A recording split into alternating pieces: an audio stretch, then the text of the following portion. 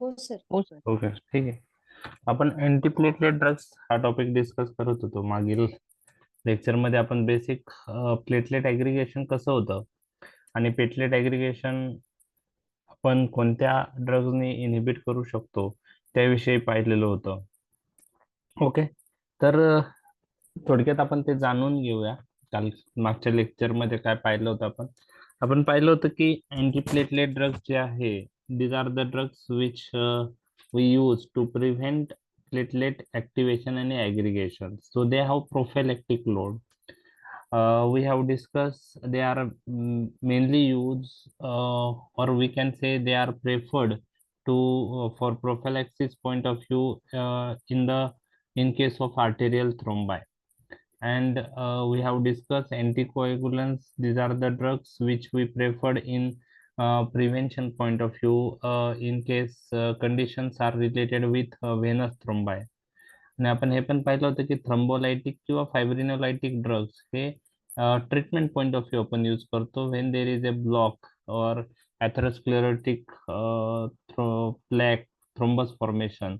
So for lysis of that thrombi, we use thrombolytic drugs like streptokinase, urokinase, altiplase, tinectiplase. So they have treatment point of view, we are using. Okay. And antiplatelet anticoagulant, they have prophylactic role. So we have discussed that. Platelet activation आणि ऍग्रिगेशन आपण कसं होतं ते पाहिलं होतं. तर endothelium जो आहे, आपण पाहिलं होतं की इंटॅक्ट असेल तर म्हणजे एंडोथेलियम म्हणजे जे ब्लड वेसलला आतमधून जी लाइनिंग असते त्याला आपण एंडोथेलियम म्हणतो. तो जर इंटॅक्ट असेल तर आतमध्ये जे प्लेटलेट्स मूव्ह होत आहे ते एकमेकांशी जॉईंट होऊन ऍग्रिगेट होत नाही, ते फ्रीली सर्क्युलेशन मध्ये मूव्ह होत असतात. म्हणजे इंटॅक्ट एंडोथेलियम हे खूप महत्वाचा पार्ट आहे to prevent platelet activation and aggregation. परंतु एजनुसार काही कंडिशन्समुळे हा एंडोथेलियम डॅमेज होतो आणि त्यावेळेस प्लेटलेट ऍक्टिव्हेशन ऍग्रिगेशन होऊन थ्रोम्बस फॉर्मेशनला सुरुवात होते. आणि ते प्लेटलेट ऍक्टिव्हेशन ऍग्रिगेशन कसं होतं ते आपण पाहिलेलं आहे. तेव्हा एंडोथेलियम डॅमेज होतो त्यावेळेस सब एंडोथेलियल लेयर हा प्लेटलेट्सला एक्सपोज होतो आणि सब एंडोथेलियल लेयर मध्ये एक व्होन विलब्रँड फॅक्टर आहे. ओके. त्यानंतर कोलॅजन आहे. तर हे काय करतात, प्लेटलेटचं ऍक्टिव्हेशन सुरुवात करतात आणि त्यासाठी ॲरेचिडोनिक ऍसिड पाथवे फार महत्वाचा आहे. तर आपण मागील लेक्चरमध्ये पाहिलं होतं की ॲरेचिडोनिक ऍसिड जो आहे तो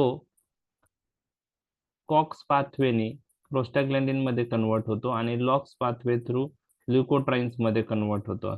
तर कॉक्स पाथवेने कन्वर्ट होताना पहिले प्रोस्टाग्लॅन्डिन इंटरमिडिएट फॉर्म होतात, जसं प्रोस्टाग्लॅन्डिन H2 आहे, प्रोस्टाग्लॅन्डिन G2 आहे, पण ते अनस्टेबल प्रोस्टाग्लॅन्डिन असतात आणि ह्या प्रोस्टाग्लॅन्डिनचं कन्व्हर्जन एक दुसऱ्या प्रोस्टाग्लॅन्डिन मध्ये लगेच होतं आणि प्रत्येक ऑर्गन मध्ये स्पेसिफिक तो प्रोस्टाग्लॅन्डिन तयार होतो. म्हणजे आता प्लेटलेटचा विचार केला तर प्लेटलेटमध्ये थ्रम्बोक्सिन A2 नावाचा प्रोस्टाग्लॅन्डिन सिंथेसाइज होतो.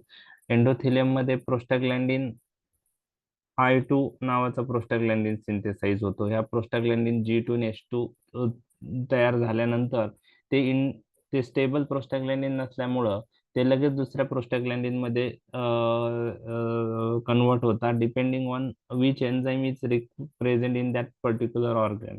जसं प्लेटलेटमध्ये थ्रम्बोक्सिन A2 सिंथेज आहे तर तिथं थ्रम्बोक्सिन A2 फॉर्म होतं. एंडोथेलियम मध्ये प्रोस्टाग्लॅन्डिन I2 सिंथेज, त्याला प्रोस्टाग्लॅन्डिन सिंथेज प्रोस्टासायक्लिन सिंथेज पण म्हणतात, तिथं प्रोस्टाग्लॅन्डिन I2 तयार होतं. तर वेगवेगळ्या ऑर्गन मध्ये वेगवेगळे प्रोस्टाग्लॅन्डिन तयार होतात. तर प्लेटलेट्स मध्ये ॲरेचिडोनिक ऍसिड पाथवेने कॉक्स 1 एन्झाईमने पहिले प्रोस्टाग्लॅन्डिन H2 बनतं, नंतर थ्रम्बोक्सिन A2 बनतं आणि हा थ्रम्बोक्सिन A2 सिक्रिट होऊन दुसऱ्या प्लेटलेट्सच्या ऍक्टिव्हेशन आणि साठी उपयुक्त ठरतो आणि तो नंतर ऍग्रिगेशन करतो प्लेटलेटचा. हा थ्रम्बोक्सिन A2 काय करतो की दुसऱ्या प्लेटलेटवरच्या थ्रम्बोक्सिन A2 रिसेप्टरवर बाइंड होऊन त्या दुसऱ्या प्लेटलेटला ऍक्टिव्हेट करतो. ओके. तर हे एक ॲरेचिडोनिक ऍसिड पाथवेने थ्रम्बोक्सिन A2 हा प्लेटलेटमध्ये सिंथेसाइज होतो, हे तुम्हाला लक्षात ठेवायचं आहे. त्याचनुसार आपण हे पण पाहिलंय की IP3 डायसिल जेव्हा सब एंडोथेलियल लेयर प्लेटलेटला एक्सपोज होतो, जेव्हा कोलेजन आणि होलविल ब्रँड फॅक्टर ते प्लेटलेटच्या कॉन्टॅक्टमध्ये येतात, तेव्हा हे प्लेटलेट्स मध्ये काय होतं की एक ॲरेचिडोनिक ऍसिड पाथवे तयार होतो आणि त्याने थ्रोम्बोक्सिन A2 म्हणजे रिलीज होतो आणि IP3 डायसिलग्लिसरॉल पाथवे पण ऍक्टिव्हेट होतो आणि तो ADP आणि 5-HT चं रिलीज त्या प्लेटलेट मधून करतात. आता 5-HT हा व्हॅसो कॉन्स्ट्रिक्टर आहे, त्याला सिरोटोनिन असं म्हणतात, आणि जो ADP रिलीज झालेला आहे, जस्ट मिनिट, ओके, जो एडीपी रिलीज झालेला आहे तो एडीपी दुसऱ्या प्लेटलेट्सवर जाऊन एडीपी रिसेप्टरवर ऍक्ट होतो आणि प्लेटलेटचा ऍग्रिगेशन करतो. हे मागच्या लेक्चरमध्ये मी तुमच्याशी डिस्कस केलेले आहे. आणि दोन टाईपचे प्लेटलेट एडीपी रिसेप्टर्स आहेत, मी तुमच्याशी डिस्कस केले. कोणकोणते होते ते? P2Y12 आणि P2Y1. तर ह्या दोन्ही याच्यावर एडीपी बाइंड झाला की दुसरे प्लेटलेट्स ऍक्टिव्हेट होतात. ओके, त्याचप्रमाणे आपण हे पण पाहिलं की थ्रोम्बिन नावाचा सबस्टन्स जो आहे तो ऍक्टिव्ह फॅक्टर 2A आहे, तो पण प्लेटलेट ऍक्टिव्हेशन करू शकतो. कसं करू शकतो? By activating PAR1 oblique PAR4 receptor, त्याला platelet activating receptor 1, platelet activating receptor 4 असं म्हणतात. तर थ्रोम्बिन पण प्लेटलेट ऍक्टिव्हेशन साठी उपयुक्त ठरतो. तर आपण तीन प्रकारे प्लेटलेट ऍक्टिव्हेशन पाहिलं: thromboxane A2 mediated by acting through thromboxane A2 receptor, ADP mediated by acting through ADP receptor, आणि thrombin mediated by acting through PAR1 आणि PAR4 रिसेप्टर. आणि दुसरं, प्लेटलेट ऍक्टिव्हेट झाल्यानंतर काय होतं? या प्लेटलेट ऍक्टिव्हेट झाल्यानंतर काय होतं? तर प्लेटलेटवर एक ग्लायकोप्रोटीन 2B3A रिसेप्टर आहे, तो नॉर्मली इनॅक्टिव्ह फॉर्म मध्ये असतो. आणि जेव्हा ह्या प्लेटलेट ऍक्टिव्हेट होतात तर हा ग्लायकोप्रोटीन 2B3A रिसेप्टर ऍक्टिव्ह होतो. आणि हा ग्लायकोप्रोटीन 2B3A रिसेप्टर दोन्ही प्लेटलेटवरचा ऍक्टिव्ह झाल्यानंतर त्या ठिकाणी प्लेटलेट फायब्रिनोजन प्लेटलेट कॉम्प्लेक्स बनतं आणि तो थ्रोम्बस किंवा जो आहे तो स्ट्रॉंग बनतो. ओके, तर प्लेटलेट फायब्रिनोजन प्लेटलेट, तर हे कॉम्प्लेक्स नंतरच्या शेवटच्या स्टेटला होतं. त्यात दोन प्लेटलेट एका फायब्रिनोजन बरोबर कंबाईन होता, प्लेटलेट फायब्रिनोजन प्लेटलेट कॉम्प्लेक्स बनतं. आणि ह्या फायब्रिनोजनचं नंतर कोॲग्युलेशन कॅस्केडने फायब्रिन मध्ये कन्वर्ट होतं. फायब्रिनोजनचं कन्वर्जन फायब्रिन मध्ये होतं, म्हणजे अजून क्लॉट एकदम छान पैकी क्लॉट किंवा थ्रोम्बस जर असेल आतमध्ये असेल तर थ्रोम्बस म्हणतो तो. थ्रोम्बाई एकदम स्टेबल बनून जातो. तर अशा प्रकारे प्लेटलेट ऍक्टिव्हेशन आणि ऍग्रिगेशन होतं, हे आपण पाहिलेलं आहे. आता एक लक्षात घ्या की इंडोथिलियम जर इंटॅक्ट असेल तर तो प्लेटलेट ऍक्टिव्हेशन आणि ऍग्रिगेशन होऊ देत नाही. हे कसं घडून येतं त्याविषयी कालच्या लेक्चरला मी परवाच्या आधी जे लेक्चर होतं त्यात डिस्कस केलं होतं की एंडोथिलियम जेव्हा इंटॅक्ट असतो, इंटॅक्ट एंडोथिलियम, तर तो एक प्रोस्टाग्लॅन्डिन सिंथेसिस करतो आणि रिलीज करतो, प्रोस्टाग्लॅन्डिन I2. ओके, तर दोन प्रोस्टाग्लॅन्डिन इथं मी प्लेटलेट ऍक्टिव्हेशन ऍग्रिगेशनच्या वेळेस डिस्कस केलेले आहे. प्रोस्टाग्लॅन्डिन I2 मी तुमच्याशी डिस्कस केलेला आहे आणि थ्रोम्बोक्सिन A2 तुमच्याशी डिस्कस केलेला आहे. तर या दोघांमध्ये कोणता प्रोस्टाग्लॅन्डिन प्लेटलेट ऍग्रिगेशन करतो आणि कोणता प्लेटलेट ऍग्रिगेशन प्रिव्हेंट करतो? थ्रोम्बोक्सिन A2 प्लेटलेट ऍग्रीगेट करतो आणि I2 प्रिव्हेंट करतो. प्रिव्हेंट करतो. Okay, very good. आता हे थ्रोम्बोक्सिन A2 ऍग्रिगेट कसं करतो मी तुम्हाला सांगितलं. तो त्याच्या रिसेप्टरवर ऍक्ट होतो, दुसऱ्या प्लेटलेटला ऍक्टिव्हेट करतो, मग प्लेटलेट फायब्रिनोजन प्लेटलेट कॉम्प्लेक्स बनून जाईल. आता हा प्रोस्टाग्लॅन्डिन I2 ला अँटी ऍग्रिगेटरी फिनोटाइप आहे, अँटी ऍग्रिगेटरी. ओके, म्हणजे हा हा प्रोस्टाग्लॅन्डिन प्लेटलेट ऍग्रिगेशन प्रिव्हेंट करतो. कसं करतो? हा प्रोस्टाग्लॅन्डिन प्लेटलेटवरच्या प्रोस्टाग्लॅन्डिन I2 रिसेप्टरवर ऍक्ट होतो. हा I2 रिसेप्टर जो आहे प्रोस्टाग्लॅन्डिन हा GS टाईप रिसेप्टर आहे, त्याच्यामुळे सायक्लिक AMP ची लेवल प्लेटलेटमध्ये वाढते आणि cyclic AMP inhibits release of ADP which is a platelet activator and aggregator. तर ADPचं रिलीज कमी करतात, ते 5-HT रिलीज कमी करतात. तर सायक्लिक AMP जो तयार होतो तो ADPचं रिलीज इनहिबिट करतो. आपण हे पण पाहिलं की सायक्लिक AMPचं मेटाबोलिझम 5-AMP मध्ये 5 फॉस्फोडायस्टरेज एन्झाईमने होतं. ओके, हा पण पार्ट आपण डिस्कस केला. आणि लास्टला आपण कोणते ड्रग अँटीप्लेटलेट म्हणून ऍक्ट होऊ शकतात त्याविषयी डिस्कस केलं होतं. ॲरोचिडोनिक ऍसिड पाथवे ऍक्टिव्हेट होऊन थ्रोम्बोक्सिन A2 सिंथेसिस होते, तर त्याच्याशी रिलेटेड कॉक्स 1 इन्हिबिटर ऍस्पिरिन आपण अँटीप्लेटलेट म्हणून यूज करतो. Okay, aspirin is a salicylic acid. So aspirin is a very good antiplatelet drug, very popular, very commonly used. You should know in detail about aspirin regarding antiplatelet point of view. म्हणजे आपण तो जरी non steroidal anti inflammatory ग्रुपचा drug असेल तरी पण आपण हा पेन किलर पेक्षा अँटीप्लेटलेट म्हणून जास्त यूज करतो. तर aspirin act by inhibiting cox 1 enzyme, so thromboxane A2 production is inhibited. हा पहिला ग्रुप आज आपण डिस्कस करणार आहोत.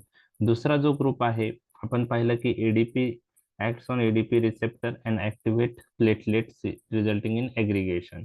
तर आता एडीपी रिसेप्टर अँटागोनिस्ट पण अवेलेबल आहे मार्केटमध्ये. ADP receptor antagonist like clopidogrel, prasugrel, ticagrelor और कॅनग्रिलॉल आपण यूज करतो. ओके, टिक्लोपिडिन आता यूज नाही करत, तर क्लासिफिकेशन पॉईंट ऑफ व्ह्यू फक्त आपण त्याला लक्षात ठेवणार आहे. तर हे एडीपी रिसेप्टर अँटागोनिस्ट आहे. तर मी तुम्हाला सांगितलं की दोन प्रकारचे एडीपी रिसेप्टर आहे, P2Y12 आणि P2Y1. आणि एडीपी ह्या दोघांना जर बाइंड झाला तरच प्लेटलेट ऍक्टिव्हेशन होऊन ऍग्रिगेशन होतं. तर त्यापैकी एक जरी रिसेप्टर इनहिबिट झाला तर एडीपीचे ऍक्शन ब्लॉक होणार आहे. तर जे पण ड्रग अवेलेबल आहेत मार्केटमध्ये ते P2Y12 इनहिबिटर आहे, P2Y12 इनहिबिटर आहे. ओके, तर हा दुसरा ग्रुप आपण पाहणार आहोत. हे दोन ग्रुप तुम्हाला माहित पाहिजे, बाकीचे ग्रुप फक्त क्लासिफिकेशन पॉईंट ऑफ व्ह्यू लक्षात ठेवले तरी चालेल. त्यानंतरचा ड्रग जो आहे, तर आता थ्रोम्बिनची ऍक्शन जी आहे ती PAR1 PAR4 रिसेप्टर थ्रू होते, हे मी सांगितलंय. तर हा ड्रग त्रिपाठीमध्ये दिलेला नाहीये क्लासिफिकेशन मध्ये, तर जस्ट आपण नॉलेज पॉईंट ऑफ व्ह्यू लक्षात ठेवूया की thrombin mediated platelet activation and aggregation हे कोणत्या ड्रगने इनहिबिट होतं, तर वरापॅक्सार नावाचा जो ड्रग आहे तो प्लेटलेट ऍक्टिव्हेशन आणि ऍग्रिगेशन इनहिबिट करतो. वरापॅक्सार.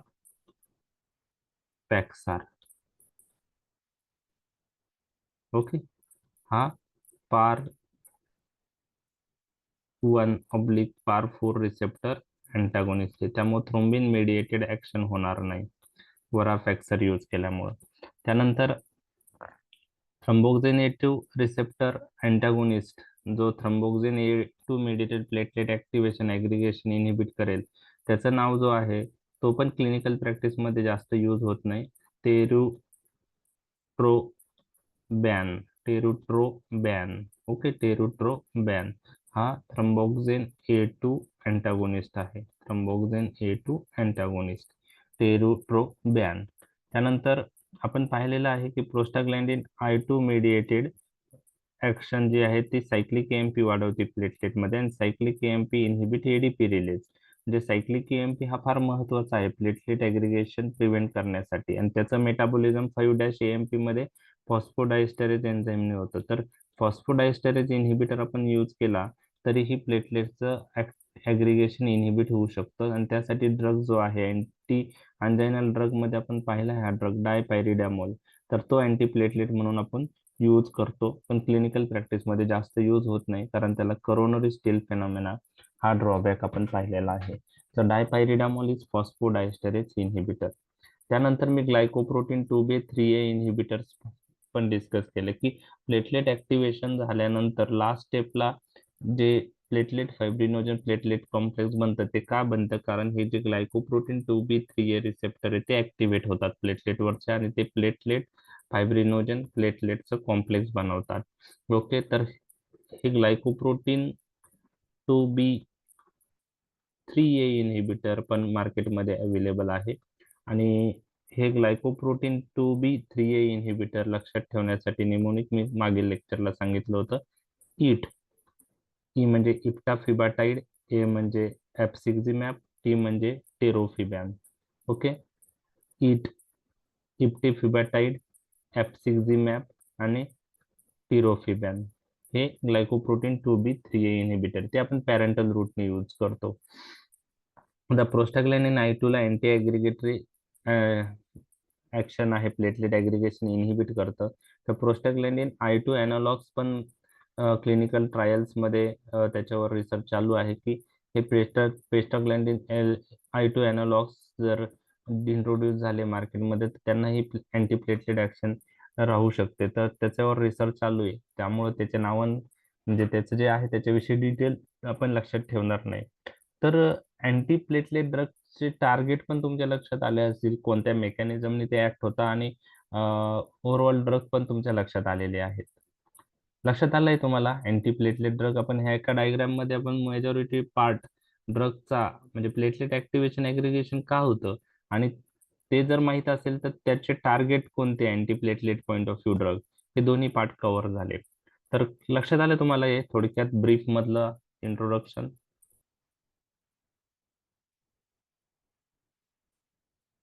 येतोय ना आवाज? हो सर. ओके, समजलंय हो सर. ब्रीफ मधलं. आता आपण डिटेल मध्ये हो जाणार सर. आहे, पण ब्रीफ मध्ये ओव्हरऑल ओके. आता आपण अँटीप्लेटवेल मध्ये तुम्हाला जर कोणी काही विचारलं तर ह्या ड्रग विषयी तर तुम्हाला माहीतच पाहिजे. ओके, आणि सगळ्यांना माहीत पण असेल. फक्त आपण आता त्याच्याविषयी थोडं फार्मॅकॉलॉजीच्या अनुषंगानं काय महत्वाचे पॉइंट आहे हे मी तुमच्याशी डिस्कस करणार आहे. ओके, आता ऍस्पिरिन. ओके, आता आपला एनसेड झालेला नाहीये, ते आपण जेव्हा डिस्कस करू त्यावेळेस येणारच आहे. Aspirin is a non steroidal anti inflammatory drug. हे माहिती आहे का सर्वांना? हा एनसेड आहे ऍस्पिरिन. हो सर. हो सर. तुम्ही डिस्प्रिन टॅबलेट ऐकले असेल, डिस्पर्सिबल टॅबलेट, डिस्प्रिन दर्द कान तुरंत नाही का, ऍडव्हर्टाईज हो पण आहे. सर. त्यात काय असतं? हो सर. ऍस्पिरिनच आहे. ओके ऍस्पिरिनच असतं. ओके, तर non steroidal anti inflammatory drug aspirin. तर ऍस्पिरिन जो ड्रग, आधी पहिले आपण क्लासिफिकेशन बघून घेऊया आणि मग ऍस्पिरिन विषयी डिस्कस करूया. आत्ताच्या याच्यावरून क्लासिफिकेशन पहा. आता ऍस्पिरिन एनसेड जे ड्रग आहे ते कोणतं एन्झाईम इनिबिट करतात? Non steroidal anti inflammatory drug जे आहेत ना. आता आपला हा हो. टॉपिक झालेला नाहीये, तुम्हाला मी जेव्हा एनसेड शिकवल तेव्हा डिस्कस करणार आहे. तर एनसेड्स काय करतात तुम्हाला माहितच आहे, अरेचिडोनिक ऍसिड पाथवेचे दोन हे आहेत, एक कॉक्स आहे आणि एक लॉक्स आहे. थोडं अस्थमामध्ये आपल्याला आलतं याचं सराव थोडक्यात. तर हे कॉक्स पाथवेने प्रोस्टॅग्लॅन्डिन सिंथेसाइज होते आणि लॉक्स पाथवेने ल्युकोट्राईन सिंथेसिस होते. ते जे प्रोस्टॅग्लॅन्डिन्स आहेत ना, जे अरेचिडोनिक ऍसिड पाथवे थ्रू बनतात कॉक्स पाथवेने, कॉक्स म्हणजे सायक्लोऑक्सिजनेज एन्झाईम लागतं त्या प्रोस्टाग्लॅन्डिन सिंथेसिसला, सायक्लो ऑक्सिजिनेज. ओके ओके, सायक्लोऑक्सिजिनेज एन्झाईम बरोबर. तर सायक्लोऑक्सिजिनेज एन्झाईम काय करतात? ॲरेचिडोनिक ऍसिड पासून प्रोस्टॅग्लॅन्डिन्स तयार करतात. तर प्रोस्टॅग्लॅन्डिन्स काही कंडिशन्स मध्ये त्यांचा रोल आहे. एक आहे पेन, दुसरा आहे फिवर, तिसरा आहे इन्फ्लामेशन. म्हणजे पेन, फिवर, इन्फ्लामेशनच्या पॅथोफिजिओलॉजी मध्ये कशाचा रोल आहे? प्रोस्टॅग्लॅन्डिनचा. समज प्रोस्टाग्लॅन्डिन. बर. मग जर आपण असे ड्रग यूज केले जे प्रोस्टॅग्लॅन्डिन सिंथेसिस इनहिबिट करतील, okay, by inhibiting COX enzyme, okay, तर काय होऊ शकतं? तर असे ड्रग कोणत्या कंडिशन मध्ये उपयुक्त राहू शकतात? कॉक्स इनहिबिटर्स जर आपण यूज केले तर प्रोस्टॅग्लॅन्डिनची सिंथेसिस होणार नाही. तर कोणकोणत्या कंडिशन मध्ये आपण असे ड्रग यूज करू शकतो जे सायक्लोऑक्सिजनेज एन्झाईम इनहिबिट करतील? पेन मध्ये, फिवर मध्ये. fever. Yes, pain, fever, inflammation मध्ये यूज करतो आपण. पहा म्हणजे त्या ग्रुपला नाव जे आहे, ओके, तर त्याला आपण non steroidal anti inflammatory drug म्हणतो. काय म्हणतो आपण? Non steroidal anti inflammatory drug. त्याला NSAID हा लॉंग शॉर्ट फॉर्म आहे त्याचा. तर non steroidal anti inflammatory drug. तर एक स्टिरॉइड नावाचा जो ग्रुप आहे तो इन्फ्लामेशन साठी फार खूप कॉमनली यूज होतो. आता हा असा ग्रुप आहे की तो स्टिरॉइड केमिकल स्ट्रक्चर पाहिलं तर हे स्टिरॉइड्स नाही ते, म्हणून त्यांना नॉन स्टिरॉइडल म्हणतात, non steroidal anti inflammatory drug. पण त्यांना दुसऱ्या भाषेत काय म्हणतात? Analgesic, antipyretic, anti inflammatory drug. काय म्हणतात? एनसेडला दुसऱ्या भाषेत काय म्हणतात? अनाल्जेसिक, अँटीपायरेटिक, आणि अँटी इन्फ्लॅमेटरी ड्रग. तर मग ते अनाल्जेसिक आहे म्हणजे काय रिलीव्ह करतात? पेन. अँटीपायरेटिक म्हणजे कशासाठी वापरणार? Fever point of view. आणि अँटी इन्फ्लॅमेटरी म्हणजे इन्फ्लामेशन मध्ये. तर एनसेड मध्ये फिवर पॉइंट ऑफ व्ह्यू कोणता एनसेड जास्त कॉमनली यूज होतो? पॅरासिटामॉल. पॅरासिटामॉल. बरोबर. एनसेड्स मध्ये फिवर पॉइंट ऑफ व्ह्यू जास्त पॅरासिटामॉल यूज होतं. Analgesic point of view pain relieve करायला आपण वेगवेगळे एनसेड्स यूज करतो. बरोबर आहे. Anti inflammatory point of view काही एनसेड्स यूज करतो. तर हे एनसेडचे 3 युजेस तुम्हाला सर्वांना माहिती आहे, अनाल्जेसिक, अँटीपायरेटिक, अँटी इन्फ्लॅमेटरी. अजून एनसेडचे यूज आहे की एनसेड्स मध्ये ऍस्पिरिन. आता हे एनसेडची मेकॅनिझम काय आहे? कोणतं एन्झाईम इनहिबिट करतात ते? प्रोस्टाग्लॅन्डिन सिंथेसिस इनहिबिट होते, पण ॲराचिडोनिक ऍसिड पाथवेने ते प्रोस्टाग्लॅन्डिन सायक्लोऑक्सिजनेज. सिंथेसिस. ओके. सायक्लोऑक्सिजनेज एन्झाईमचं नाव सायक्लोऑक्सिजनेज. त्या एन्झाईम लागतो. सायक्लोऑक्सिजनेज एन्झाईम जो आहे ना, तो लागतो प्रोस्टाग्लॅन्डिन बनायला. मग एनसेड्स हे प्रोस्टाग्लॅन्डिन सिंथेसिस इनहिबिट कसे करतात? तर ह्या एन्झाईमला इनहिबिट करतात. आता हा एन्झाईम नसेल तर ॲराचिडोनिक पाथवे पासून प्रोस्टाग्लॅन्डिन बनतील का? नाही बनणार. म्हणजे एनसेड्स कोणत्या एन्झाईमला इनहिबिट करून ऍक्ट होतात? सायक्लोऑक्सिजनेज. सायक्लोऑक्सिजनेज एन्झाईम. लक्षात आलं? सायक्लोऑक्सिजनेज एन्झाईम. ओके. लक्षात आलं? ओके. हो. ओके. आता आपण अजून एक सायक्लोऑक्सिजनेज एन्झाईमचा रोल पाहिलेला आहे, की म्हणजे प्रोस्टाग्लॅन्डिन सिंथेसिस जी होती, तर आपण ते पाहिलेलं आहे की थ्रोम्बोक्सिन A2 जे आहे ते प्लेटलेट ऍक्टिव्हेशन आणि ऍग्रिगेशन साठी आहे. तर आता प्रोस्टाग्लॅन्डिनची जर नावं विचारली तुम्हाला, तर त्याविषयी तुम्हाला माहिती सांगतो की प्रोस्टाग्लॅन्डिन I2 आहे, प्रोस्टाग्लॅन्डिन D2 आहे, ओके, प्रोस्टाग्लॅन्डिन E2 आहे, प्रोस्टाग्लॅन्डिन F2 अल्फा आहे. ओके. आणि अजून तुम्हाला थ्रोम्बोक्सिन A2 पण लक्षात ठेवायचा आहे. कोणता? Thromboxane A2. हे सगळे प्रोस्टाग्लॅन्डिन आहे. हे सगळे प्रोस्टाग्लॅन्डिन आहे. आता तुम्ही प्रोस्टाग्लॅन्डिन F2 अल्फा अॅनालॉग्स ग्लाउकोमात पाहिलेले, लॅटॅनोप्रोस्ट, ट्रॅव्होप्रोस्ट पहा. आठवतंय तुम्हाला? हम्म. बरोबर आहे. डिमोप्रोस्ट, लॅटोप्रोस्ट. हा. तर आणि आपल्या पेप्टिक अल्सर मध्ये पण मिझोप्रोस्टॉल एन, बरोबर आहे, रायोप्रोस्टिल, एन प्रोस्टिल, तिथं आपण पेप्टिक अल्सर मध्ये यूज करतो. तसं तुम्हाला अजून एक लक्षात ठेवायचं आहे की थ्रोम्बोक्सिन A2 हा पण प्रोस्टाग्लॅन्डिनच आहे. प्रोस्टाग्लॅन्डिन I2, D2, E2, F2 alpha, thromboxane A2 हे सगळे प्रोस्टाग्लॅन्डिन आहेत. ओके. तर तुम्हाला ते एक लक्षात आलं का? सायक्लोऑक्सिजनेज एन्झाईमचा जो शॉर्ट फॉर्म आहे त्याला काय म्हणतात? कॉक्स. कॉक्स. आणि कॉक्स इनहिबिटर जे आहे ते एनसेड्स आहेत. तर त्यांना अनाल्जेसिक, अँटीपायरेटिक, अँटी इन्फ्लॅमेटरी ऍक्शन आहे. बरोबर आहे. आता एक लक्षात ठेवा की सगळे एनसेड्स जे आहेत ते इनहिबिट करतात कॉक्स बाय रिव्हर्सिबल इनहिबिशन प्रोसेसने. कोणत्या मेकॅनिझमनी? They are all NSAIDs are reversible inhibitor of cox except aspirin. Aspirin inhibit cox irreversibly. Aspirin inhibit cox irreversible. Reversibly. हा फरक तुम्हाला लक्षात ठेवायचा आहे. आणि एनसेड्स पैकी फक्त एकच एनसेड्स आपण अँटीप्लेटलेट म्हणून वापरतो. त्याचं नाव काय आहे? Aspirin. Aspirin. Aspirin we use for antiplatelet point of view because it is a irreversible inhibitor of cox. लक्षात आलं? तर पहिला ड्रग आपण कोणता पाहणार आहे? Cyclooxygenase inhibitor aspirin. कोणत्या ग्रुपचा आहे हा ड्रग?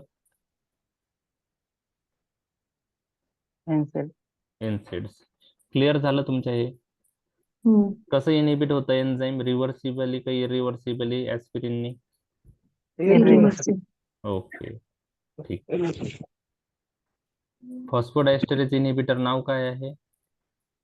डायपायरिडामोल. त्याचा ड्रॉबॅक काय आहे? Steel, coronary steel phenomena. Steel phenomenon. Okay, very good. Coronary steel. Okay. ADP receptor antagonist मध्ये कोणता रिसेप्टर ब्लॉक होतो? P2Y12 का P2Y1? P2Y12. Y12. Very good. ठीक आहे. बेसिक गोष्टी तुमच्या क्लिअर आहे आता. ओके. आता एडीपी रिसेप्टर अँटागोनिस्ट मध्ये पण खूप सारे नाव आहे. माझं म्हणणं आहे की 2 नावं जरी लक्षात ठेवली तरी चालू शकतात. मला असं वाटतं की डिटेलमध्ये एडीपी रिसेप्टर अँटागोनिस्ट वर तुम्हाला कोणी विचारणार नाही. तुम्हाला ॲस्पिरिन पॉईंट ऑफ व्ह्यू माहित असेल, मोर दॅन इनफ आहे, पण just knowledge point of view, clinical practice point of view आपण सगळे ड्रग डिस्कस करणार आहोत. तर P2Y12 इन्हिबिटर मध्ये आहे हा टिक्लोपिडिन आहे ना, क्लोपिडोग्रिलच्या आधी आलता, पण टिक्लोपिडिनचे साईड इफेक्ट खूप असल्यामुळे टिक्लोपिडिन आता कोणी यूज करत नाही. तर आता क्लोपिडोग्रिल यूज करतात. तर क्लोपिडोग्रिल आणि आता रिसेंटली प्रॅसोग्रिल, कॅनग्रिलॉर आणि टिकाग्रिलॉर हे ड्रग आलेले आहेत. हे सगळे एडीपी रिसेप्टर अँटागोनिस्ट आहे. त्यातले कोणते यूज क्लिनिकल प्रॅक्टिस मध्ये होतात? क्लोपिडोग्रिल. क्लोपिडोग्रल, क्लोपिडोग्रिल. पराझोग्रिल, प्रॅसोग्रिल पण पाहिले. ओके. अजून 2 जास्त पाहिलेत. ओके. क्लोपिडोग्रिल, प्रॅसोग्रिल. ओके, ठीक. ग्लायकोप्रोटीन 2B3 इन्हिबिटरचं निमोनिक काय होतं? ईट, इट. इप्टिफिबॅटाइड, एप्सिक्झिमॅब, टिरोफिबॅन. ओके, लक्षात आलं? ओके. ओके, तर त्रिपाठीमध्ये हे 4च ग्रुप दिलेत. थ्रम्बोक्सिन A2 इन्हिबिटर, टेरुट्रोबॅन किंवा व्हेरापॅक्सार जो आहे PAR1 PAR4 इन्हिबिटर हे दिलेलं नाहीये. त्यामुळे हे चारही ग्रुप लक्षात ठेवले तरी मोर दॅन इनफ आहे. ओके, जस्ट एक मिनिट.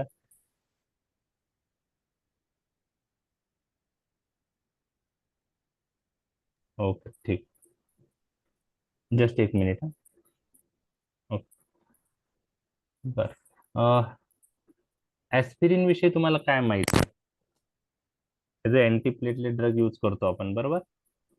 हम्म. बरं, हो. काय काय डोस आहे? EMI मध्ये यूज करतो. लोडिंग डोस देतो आपण 325 mg चा आणि मेंटेनन्स मध्ये 75 to 150 mg देतो. 75 to 150 mg. 150. बर, एक मिनिट हा.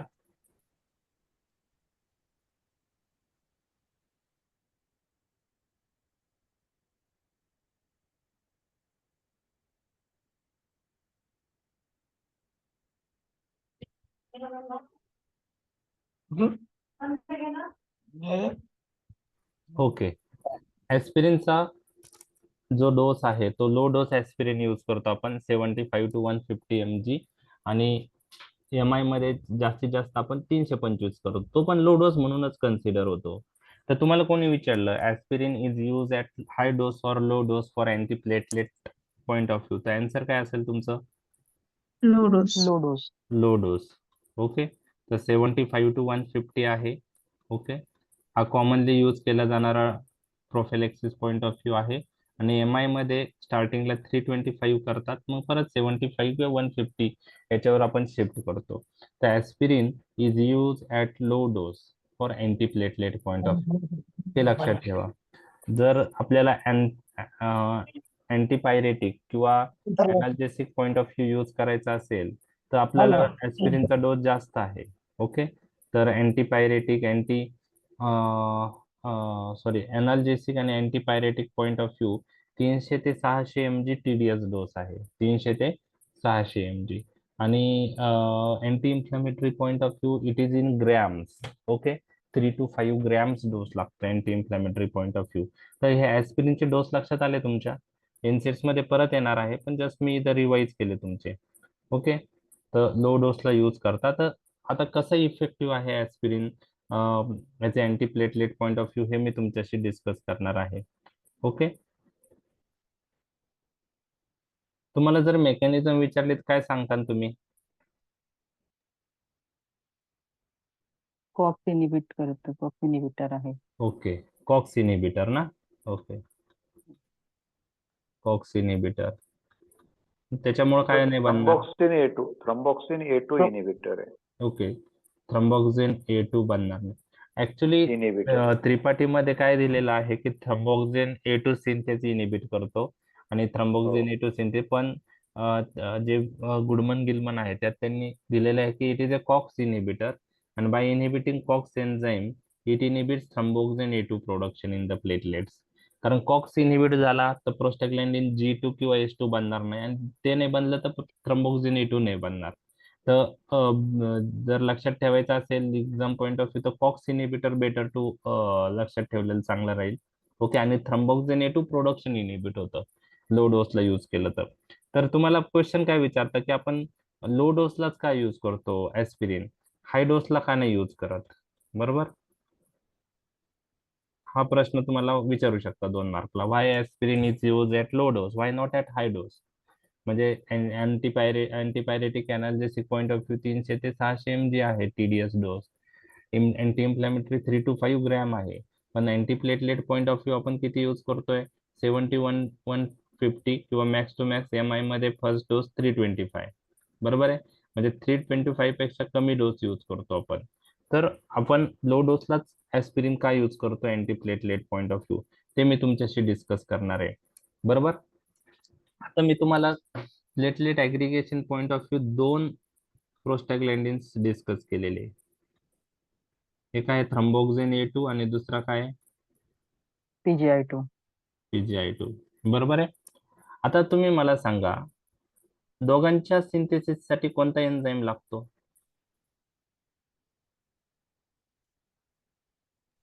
सायक्लोऑक्सिजन. हा, म्हणजे ॲरोचॅलिनिक ऍसिड पासून थ्रोम्बोक्सिन A2 बनण्यासाठी पण कॉक्स एन्झाईम आहे, आणि प्रोस्टाग्लॅन्डिन I2 बनण्यासाठी पण कॉक्स एन्झाईम आहे. बरोबर. म्हणजे cyclooxygenase enzyme is required for synthesis of thromboxane A2 as well as prostaglandin I2. हे तर क्लिअर झालं तुमच्या? एवढं तर क्लिअर झालं तुम्हाला की cyclooxygenase enzyme is required for synthesis of thromboxane A2 as well as prostaglandin I2. एवढं तर क्लिअर झालं. ओके. आता ऍस्पिरिन कोणता एन्झाईम इनहिबिट करतोय?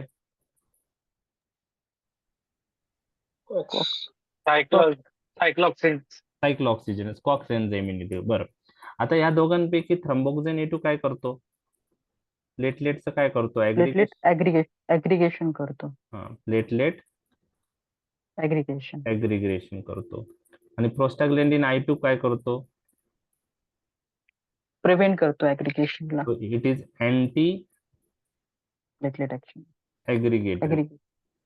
Anti aggregatory. बर. मग याच्यात बेनिफिशियल कोणता आहे? हा म्हणजे थ्रोम्बोक्सिन A2 बेनिफिशियल आहे का प्रोस्टाग्लॅन्डिन I2 बेनिफिशियल आहे? I2. PGI2 beneficial. PGI2 okay. मग आता ऍस्पिरिन यूज केल्यानंतर एकापैकी म्हणजे ऍस्पिरिन यूज केल्यानंतर कोणता प्रोस्टाग्लॅन्डिन इनहिबिट झाला पाहिजे आणि कोणता नाही झाला पाहिजे? थ्रोम्बोक्सिन A2 इनहिबिट झाला पाहिजे. थ्रोम्बोक्सिन A2 इनहिबिट झाला पाहिजे, पण प्रोस्टाग्लॅन्डिन I2 इनहिबिट झाला पाहिजे का? नाही. आता हा तर कॉक्स इनहिबिटर आहे, मग कॉक्स एन्झाईम दोघांच्या सिंथेसिस साठी लागतो ना, थ्रोम्बोक्सिन A2 च्या पण आणि प्रोस्टाग्लॅन्डिन I2 च्या. मग आता याच्यात सोल्युशन काय आहे ते तुम्हाला मी सांगतोय की when we use aspirin at low dose, okay, when we use aspirin at low dose, it selectively inhibits thromboxane A2 production without affecting prostaglandin I2 production. Low dose ला it selectively inhibits which synthesis? Thrombosine A2. Without affecting PGI2. prostaglandin I2 synthesis. But when we use aspirin at high dose, it inhibits thromboxane A2 production as well as prostaglandin I2 production. At high dose, it inhibits synthesis of which prostaglandin? Thromboxane A2 as well as prostaglandin I2. हाय डोसला दोन्ही synthesis inhibit होता, आणि low डोसला कोणती होती? Thrombosine A2. तर मग कोणत्या डोसला use केलं पाहिजे? Low dose. डोसला. A2 इनहिबिट करायचं. कोणतं? थ्रोम्बोक्सिन A2 इनहिबिट करण्यासाठी लो ओके, डोस. लो डोसला यूज करायचं. हाय डोसला यूज केलं तर थ्रोम्बोक्सिन A2 इनहिबिट होईल, पण त्याबरोबर अँटी ऍग्रिगेटरी प्रोस्टाग्लॅन्डिन I2 पण इनहिबिट होईल. बरोबर आहे. आणि तो तर नाही झाला पाहिजे, तो चांगला प्रोस्टाग्लॅन्डिन आहे. मग आपल्याला लो डोसला यूज केल्याने थ्रोम्बोक्सिन A2 इनहिबिट होतो, प्रोस्टाग्लॅन्डिन I2 इनहिबिट होत नाही. आता सर्वांना प्रश्न पडला असेल असं का? बरोबर. कारण हम्म. तो कॉक्स इनिबिटर आहे. मग असं का? बरोबर. तर तेच रिझन मी तुमच्याशी डिस्कस करतोय. एक्झाम पॉइंट ऑफ व्ह्यू नाही लक्षात ठेवलं तरी चालेल. मला फक्त म्हणजे दोन गोष्टी तुम्हाला लक्षात ठेवायच्या आहेत, ज्या एक्झाम मध्ये आम्ही एक्सपेक्ट करतो. ऍट लो डोस ला तुम्हाला माहित पाहिजे, it selective inhibit synthesis of what? Thromboxane Thromboxane A2. A2. आणि हाय डोसला काय करतं ते? Thromboxane A2 and PGI2 both inhibit करतात ते. हा. At high dose, it inhibit both aggregatory prostaglandin thromboxane A2 synthesis as well as anti-aggregatory prostaglandin I2 synthesis. At low dose, it only inhibits aggregatory thromboxane A2 synthesis. That's why we use aspirin at low dose. इतकं तर लिहिता येईल तुम्हाला, जे मी आता सांगितलंय ते. हो सर. हो सर. ओके, ठीक आहे. आता याच्या पुढचं हे फक्त नॉलेज पॉइंट ऑफ व्ह्यू आहे, कारण ते डिटेल मध्ये आलं तुम्हाला एवढं कसं लक्षात ठेवायचं किंवा काय ते एक्झाम मध्ये नाही आठवलं तरी चालू शकतं. फक्त एक आपल्याला असं वाटतं की लो डोसला फक्त थ्रोम्बोक्सिन A2 का सिंथेसिस इनिबिट होते, हाय डोसला प्रोस्टाग्लॅंडिन I2 सिंथेसिस आणि थ्रोम्बोक्सिन A2 दोन्ही का होता? बरोबर आहे, कारण तो कॉक्स इनिबिटर आहे. कॉक्स इनिबिशन झालं तर दोन्ही इनिबिट झाले पाहिजे. तर लो डोसला फक्त थ्रोम्बोक्सिन A2 का होतं, असं आपल्याला जे आहे त्याचं रिझनिंग जे बुक्स मध्ये आहेत ते मी तुमच्याशी डिस्कस करत आहे. ओके, आता आपण लो डोसला यूज केल्यानंतर काय होतं ते पाहूया. ओके,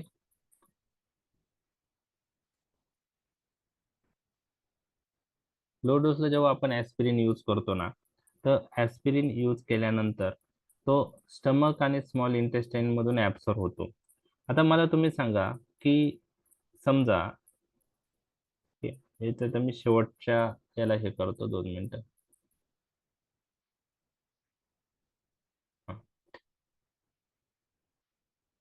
ओके, तर आता हे स्टमक आहे. ओके, आणि नंतर स्मॉल इंटेस्टाईन. ऍस्पिरिन हा स्टमक आणि स्मॉल इंटेस्टाईन मधून ऍब्सॉर्ब होतो. ऍब्सॉर्ब झाल्यानंतर कोणत्या वेन मध्ये जाईल तो? पोर्टल वेन मध्ये. Portal vein. पोर्टल वेन मधून लिव्हर मध्ये जाईल. लिव्हर मध्ये काय होईल? तो मेटाबोलाइज होईल तो. मेटाबोलाइज होईल. आणि राहिलेला कुठं जाईल मग? सिस्टेमिक सर्क्युलेशन मध्ये. सिस्टेमिक सर्क्युलेशन मध्ये जाईल. बरोबर आहे. ओके, अरे हे जे ब्लड वेसल आहे त्याला कसली लाइनिंग असते? एंडोथेलियम. ते माहिती आहे ना तुम्हाला आता? ही एंडोथेलियल लाइनिंग आहे ही ब्लड वेसलची. हो सर. Okay, total. आता जेव्हा ऍस्पिरिन येतो पोर्टल वेन मध्ये, तिथून लिव्हर मध्ये येतो, मेटाबोलाइज होतो आणि नंतर सिस्टेमिक सर्क्युलेशन मध्ये जातो. आता लक्षात घ्या, ज्यावेळेस आपण लो डोस ऍस्पिरिन यूज करतो तेव्हा तो selectively thromboxane A2 synthesis inhibit करतो. आपण हे पाहिलेलं आहे. आता मला दोन आन्सर तुमच्याकडून पाहिजे की थ्रोम्बोक्सिन A2 सिंथेसाइज कुठं होते आणि प्रोस्टाग्लॅंडिन I2 सिंथेसिस कुठं होते?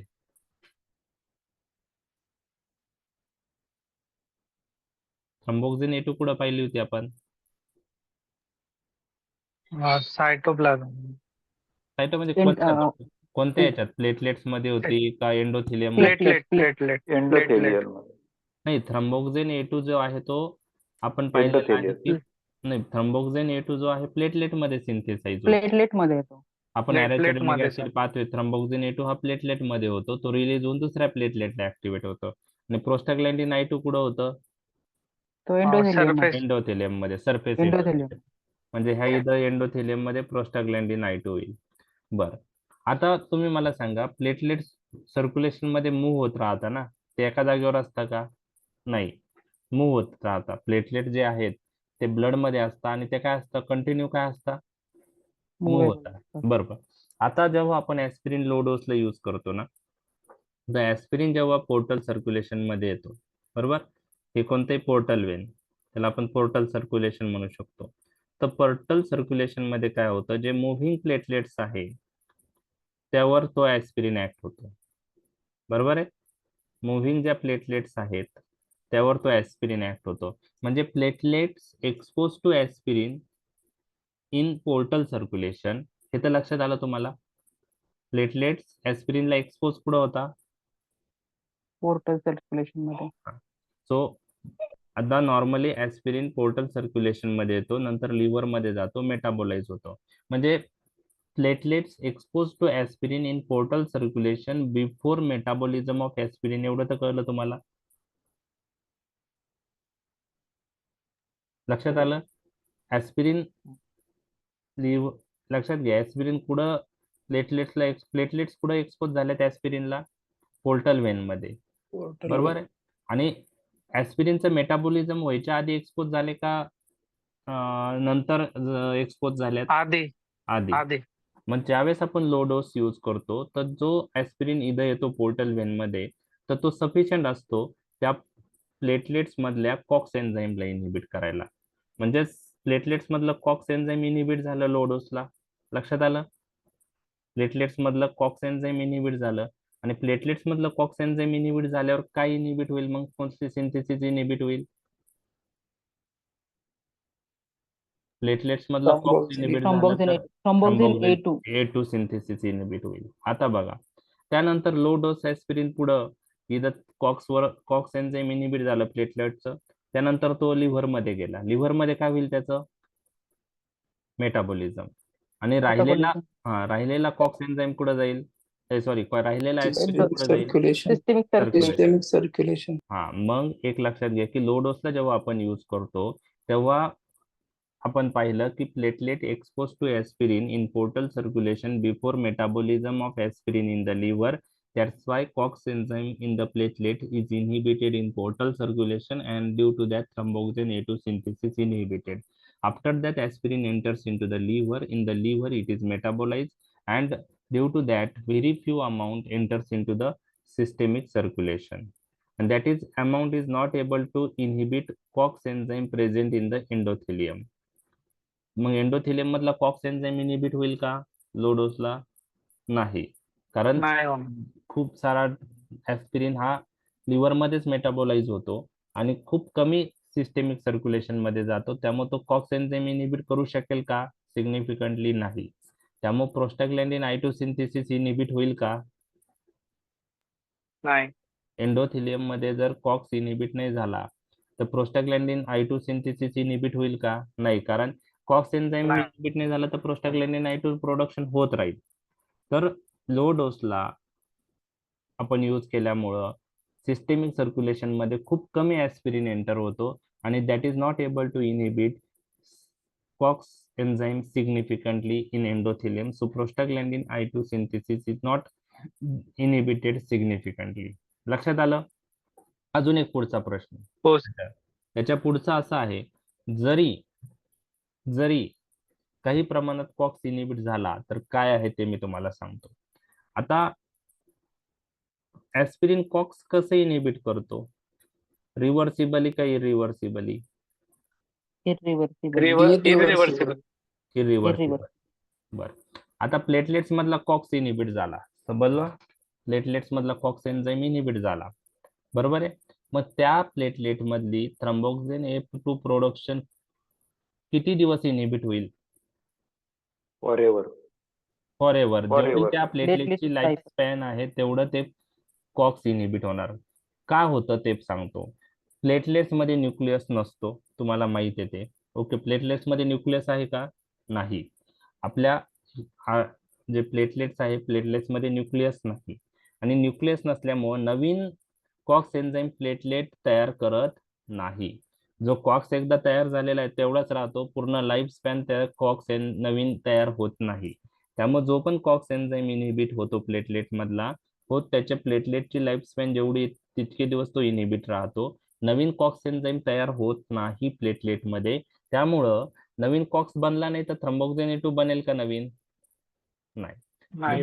ओके, परंतु एंडोथेलियमचा जर विचार केला तर एंडोथेलियम जे आहेत, ब्लड वेसलला जे आहे लाइनिंग असते, त्या एंडोथेलियमला न्यूक्लियस प्रेझेंट असतो. ओके, काय प्रेझेंट असतो?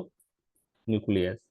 आपण म्हणतो की ऍस्पिरिन खूप कमी लो डोसला सिस्टेमिक सर्क्युलेशन मध्ये जातो, त्यामुळे कॉक्स एन्झाईम इनहिबिट होत नाही, त्यामुळे प्रोस्टाग्लॅन्डिन I2 प्रोडक्शन इनहिबिट होत नाही किंवा डिक्रीज होत नाही. जरी काही कॉक्स इनहिबिट झाला आहे, कमी ऍस्पिरिन जरी गेलं आणि त्यांनी जरी झाला इनहिबिट, तरी पण एंडोथेलियम मध्ये न्यूक्लियस असतो, तो न्यूक्लियस लगेच नवीन कॉक्स तयार करतो आणि त्याने लगेच प्रोस्टाग्लॅन्डिन I2 प्रोडक्शन होतं. पण ते प्लेटलेट्स मध्ये पॉसिबल नाही. प्लेटलेट्स मध्ये एकदा कॉक्स इनहिबिट झाला तर नवीन कॉक्स बनत नाही आणि हे इनहिबिशन जेवढं प्लेटलेटचं लाईफ स्पॅन आहे तितके दिवस राहतं. प्लेटलेटचं लाईफ स्पॅन किती आहे? 7 डेज. 7 days. 7 डेज ऍस्पिरिन जर आपण दिला तर 5 ते 7 दिवस त्याची ऍक्शन राहू शकते, आज जरी स्टॉप केला तरी, कारण तेवढे दिवस प्लेटलेट्स आपल्या सर्क्युलेशन मध्ये राहणार आहे. बरोबर आहे, ऍटलिस्ट 7 डेज. ओके. तर लो डोसला आपण यूज केल्यामुळं प्लेटलेट मधला कॉक्स एन्झाईम पोर्टल सर्क्युलेशन मध्ये प्लेटलेट्स ऍस्पिरिनला एक्सपोज झाल्यामुळे चांगल्या प्रकारे इनहिबिट होतो आणि थ्रोम्बोक्सिन A2 प्रोडक्शन इनहिबिट होतं. परंतु लो डोसला ऍस्पिरिन सिग्निफिकंट अमाऊंट मध्ये सिस्टेमिक सर्क्युलेशन मध्ये जात नाही, त्यामुळे एंडोथेलियम मधला कॉक्स एन्झाईम इनहिबिट होत नाही, त्यामुळे तिथली प्रोस्टाग्लॅन्डिन I2 प्रोडक्शन इनहिबिट होत नाही. हे आपण पाहिलेलं आहे. आणि दुसरी गोष्ट आपण पाहिली की प्लेटलेट्स मध्ये न्यूक्लियस नसतो, त्यामुळं जे कॉक्स इनिबिशन होतं ते लाईफ लॉंग असतं प्लेटलेट मध्ये, त्यामुळे थ्रोम्बोक्सिन A2 प्रोडक्शन हे होल लाईफ प्लेटलेट्स जी एवढी राहिलेली तेवढे दिवस इनहिबिट राहतं. परंतु एंडोथेलियम बद्दल थोडा सिनेरिओ वेगळा आहे. एंडोथेलियम मध्ये जरी काही कॉक्स प्रमाणात कॉक्स जरी चुकून इनहिबिट झालं तरी पण एंडोथेलियमला न्यूक्लियस असतो आणि तो न्यूक्लियस काय करतो? नवीन कॉक्स तयार करतो. कारण जो कॉक्स इनहिबिट झालाय तो परत ऍक्टिव्हेट राहणार नाही, कारण तो इरिव्हर्सिबली इनहिबिट होतो. मग एंडोथेलियम काय करेल? नवीन न्यूक्लियस थ्रू नवीन कॉक्स एन्झाईम बनवेल आणि ते कॉक्स काय तयार करेल? प्रोस्टाग्लॅन्डिन I2. त्यामुळे लो डोसला फक्त थ्रोम्बोक्सिन A2 इनहिबिट होतो, प्रोस्टाग्लॅन्डिन I2 इनहिबिट होत नाही. जर आपण हाय डोस दिला तर काय होतं? हाय डोस दिल्यामुळं काय होतं? प्लेटलेट्स पोर्टल सर्क्युलेशन मध्ये एक्सपोज होतात ऍस्पिरिनला आणि प्लेटलेट्स मधलं कॉक्स इनहिबिट होऊन थ्रोम्बोक्सिन A2 प्रोडक्शन इनहिबिट होतं. परंतु हाय डोसला काय होतं? काही ऍस्पिरिन मेटाबोलाइज होतो, पण हाय डोस यूज केल्यामुळं जास्त अमाऊंट कशात जाते? मग सिस्टेमिक सर्क्युलेशन मध्ये. आणि हाय डोसला जास्त अमाऊंट सिस्टेमिक सर्क्युलेशन मध्ये गेल्यामुळं एंडोथेलियम मधला कॉक्स काय होईल? मग इनहिबिट होईल Inhibit होईल. आणि त्याच्यामुळे प्रोस्टाग्लॅन्डिन I2 सिंथेसिस हाय डोसला इनहिबिट होऊ शकते. म्हणून ऍस्पिरिन आपण किती डोसला यूज करतो? लो डोसला. लक्षात आलं तुमच्या? समजलंय का? जास्त डिटेल मध्ये झालंय? नाही समजलं sir. समजलं? समजलं सर. ओके. आता अजून एक क्वेश्चन तुम्हाला 2 मार्कला विचारतात की in how many days before elective surgery we should stop aspirin? 7 days. 7 days. As per books जे आहे ते 7 डेज आहे. आता काही जण मायनर सर्जरी असेल तर कॅटॅरेक्ट वगैरे तर ते 4 दिवस 5 दिवस ठेवतात, पण ऍटलीस्ट 7 डेज आपण बिफोर इलेक्टिव्ह सर्जरी ऍस्पिरिन स्टॉप केलं पाहिजे. तर असं का? असा वायवर Because platelets life is 7 to 10 days. Yes. So aspirin inhibit COX enzyme irreversibly. त्यामुळं it inhibits thromboxane A2 production in the platelet for full lifespan of platelet. Platelets do not have nucleus, so platelets can't synthesize new COX enzyme. Okay, and hence thromboxane A2 synthesis is inhibited for whole life of platelet. Lifespan of platelet is 7 days. So that's why even we stop aspirin, the action of aspirin, antiplatelet action of aspirin may remain for at least 7 days. Okay, may remain for 7 days. So if we do surgery immediately after stopping, there are chances of bleeding. So to avoid chances of bleeding, we should perform surgery, elective procedure after 7 days of stopping of aspirin. लक्षात आलं हे point पण? समजलंय? हो sir. Okay. म्हणजे हे 2 मार्कला तुम्हाला विचारू शकता क्वेश्चन्स, त्यासाठी मी डिटेल मध्ये डिस्कस केलेत. ओके.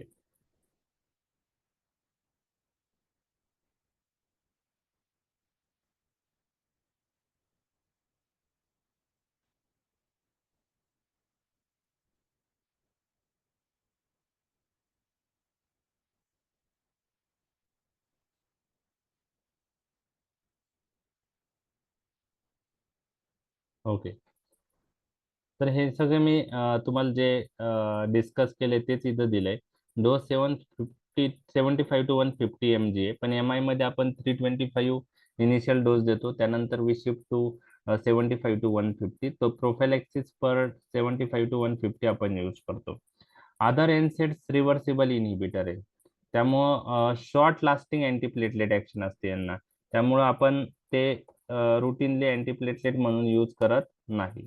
एनसेड्स हा इरिव्हर्सिबल इनहिबिटर आहे, म्हणून आपण ऍस्पिरिन हा इरिव्हर्सिबल इनहिबिटर आहे, म्हणून आपण ऍस्पिरिनच अँटीप्लेटलेट पॉइंट ऑफ व्ह्यू यूज करतो अमॉंग एनसेड्स. द अँटीप्लेटलेट ड्रग अँटीकोएग्युलंटचा जर इम्पॉर्टंट ऍडव्हर्स इफेक्ट विचारला तर काय असणार तो? ऍडव्हर्स ब्लिडिंग असेल. ब्लिडिंग. अँटीकोएग्युलंटचा विचारला तरी ब्लिडिंग आहे, अँटीप्लेटलेटचा विचारला तरी ब्लिडिंग आहे, थ्रोम्बोलायटिक ड्रगचा विचारला तरी ब्लिडिंग आहे. Bleeding. बर. लॉंग टर्म यूज केलं ऍस्पिरिन तर एनाफायलॅक्टाइड रिॲक्शन डेव्हलप होऊ शकते, अस्थमाचा अटॅक प्रेसिपिटेट होऊ शकतो, आणि त्याचं रिझन आपण पाहिलेलं आहे. काय आहे रिझन, आठवतंय तुम्हाला? आपण कॉक्स इनिबिट केल्यामुळं आर्चिडोनिक ऍसिडची ऍक्शन लॉक्स इनिबिटर वरती होईल. ओके. आणि मग ज्यावेळेस आपण ॲरेचिडोनिक ऍसिड पाथवेचं डिस्कस केलं होतं, एनाफायलॅक्टिक रिॲक्शन ऍस्पिरिन बरोबर काय येते ते मी तुमच्याशी डिस्कस करत आहे, की ॲरेचिडोनिक ऍसिड कॉक्स पाथवेनी प्रोस्टाग्लॅन्डिन सिंथेसिस करतं, लॉक्स पाथवेनी लायपोऑक्सिजन्स पाथवेनी ल्युकोट्राईन सिंथेसिस करतं.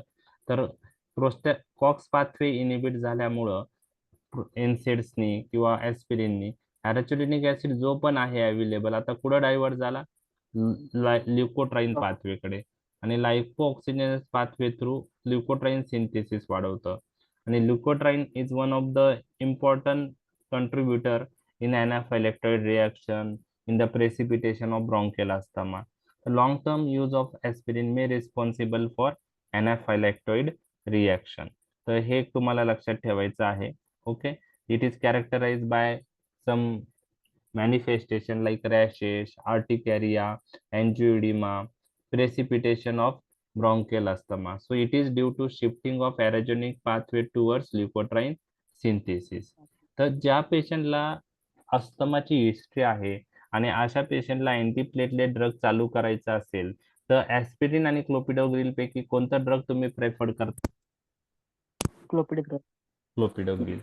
म्हणजे कारण ऍस्पिरिन जर लॉंग टर्म यूज केला तर त्या पेशंटमध्ये अस्थमाचे अटॅक्स ॲग्रिवेट होऊ शकतात, आणि त्यासाठी जर एखाद्या पेशंटला अस्थमाचा अटॅक येत आहे आणि आपल्याला अँटीप्लेटलेट ड्रग चालू करायचा आहे तर ऍस्पिरिनच्या ऐवजी clopidogrel is a better option.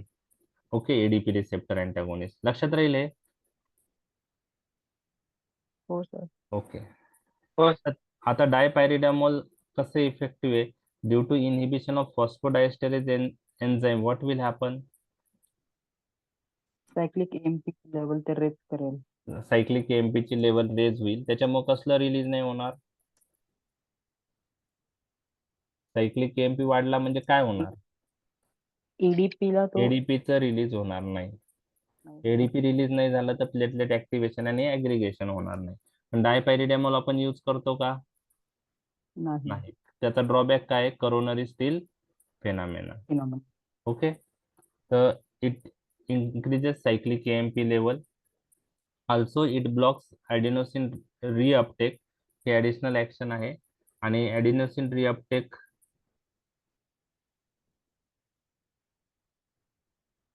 ते ब्लॉक करतं. ओके. तर ह्या दोन मेकॅनिझमनी इफेक्टिव्ह आहे, पण यूज करत नाही. 150 to 300 मिलीग्राम अँटीप्लेटलेट डोस आहे, परंतु कोरोनरी स्टील फेनॉमेना हा त्याचा साईड इफेक्ट असल्यामुळे डायपॅरिडामॉल आता अँटीप्लेटलेट पॉईंट ऑफ व्ह्यू आपण यूज करत नाही. क्लिनिकल प्रॅक्टिस मध्ये यूज होतं का डायपॅरिडामॉल? नाही. नाही सर. ओके. फक्त आपण क्लासिफिकेशन पॉईंट ऑफ व्ह्यू तुम्हाला लक्षात ठेवायचं आहे. ओके. आता आपण एडीपी रिसेप्टर अँटागोनिस्ट डिस्कस करणार आहोत. थोडे डिटेलमध्ये डिस्कस करूया. एक्झाम पॉईंट ऑफ व्ह्यू जास्त डिटेल गरज नाहीये, पण आता ऍटलिस्ट क्लोपिडोग्रिल टिक्लोपिडिन विषयी माहित असलं मोर दॅन इनफ आहे. तुम्हाला मेकॅनिझम विचारले तर तुम्ही काय सांगणार? जे आता आपण डिस्कस केली तर काय येणार, हाऊ दे आर इफेक्टिव्ह. कुठलं सर, एडीपी वाला का ते एस्प्रिन वाला? हाँ, ADP receptor antagonist. How clopidogrel is produce antiplatelet action.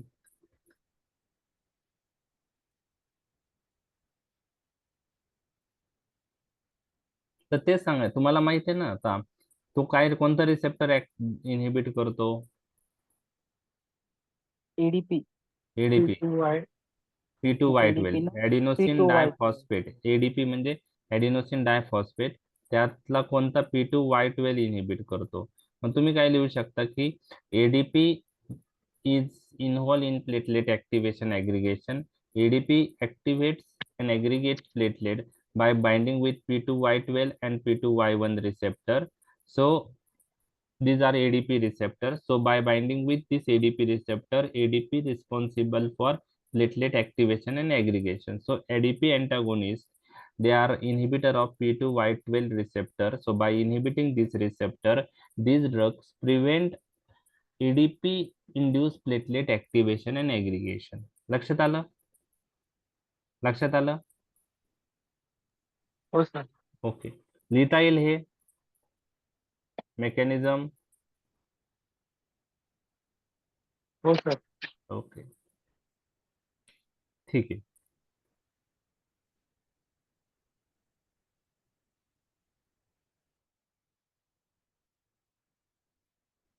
आता बघा, जनरल पॉइंट्स मी डिस्कस करतोय, मी जे नोट्स मध्ये लिहिले. When platelet is activated there is release of ADP and thromboxane A2 from activated platelet which act respectively on ADP receptor and thromboxane A2 receptor present on other platelet, resulting in activation and aggregation of the platelet. There are two types of ADP receptors we have discussed, P2Y12 and P2Y1. Both a binding of ADP to both receptor is required for activation of the platelet. एका रिसेप्टरला bind होऊन काहीच उपयोग नाही. ADP जो आहे तो दोन्ही रिसेप्टरला bind झाला पाहिजे. म्हणजे P2Y12 ला पण बाइंड झाला पाहिजे आणि P2Y1 ला पण बाइंड झाला पाहिजे.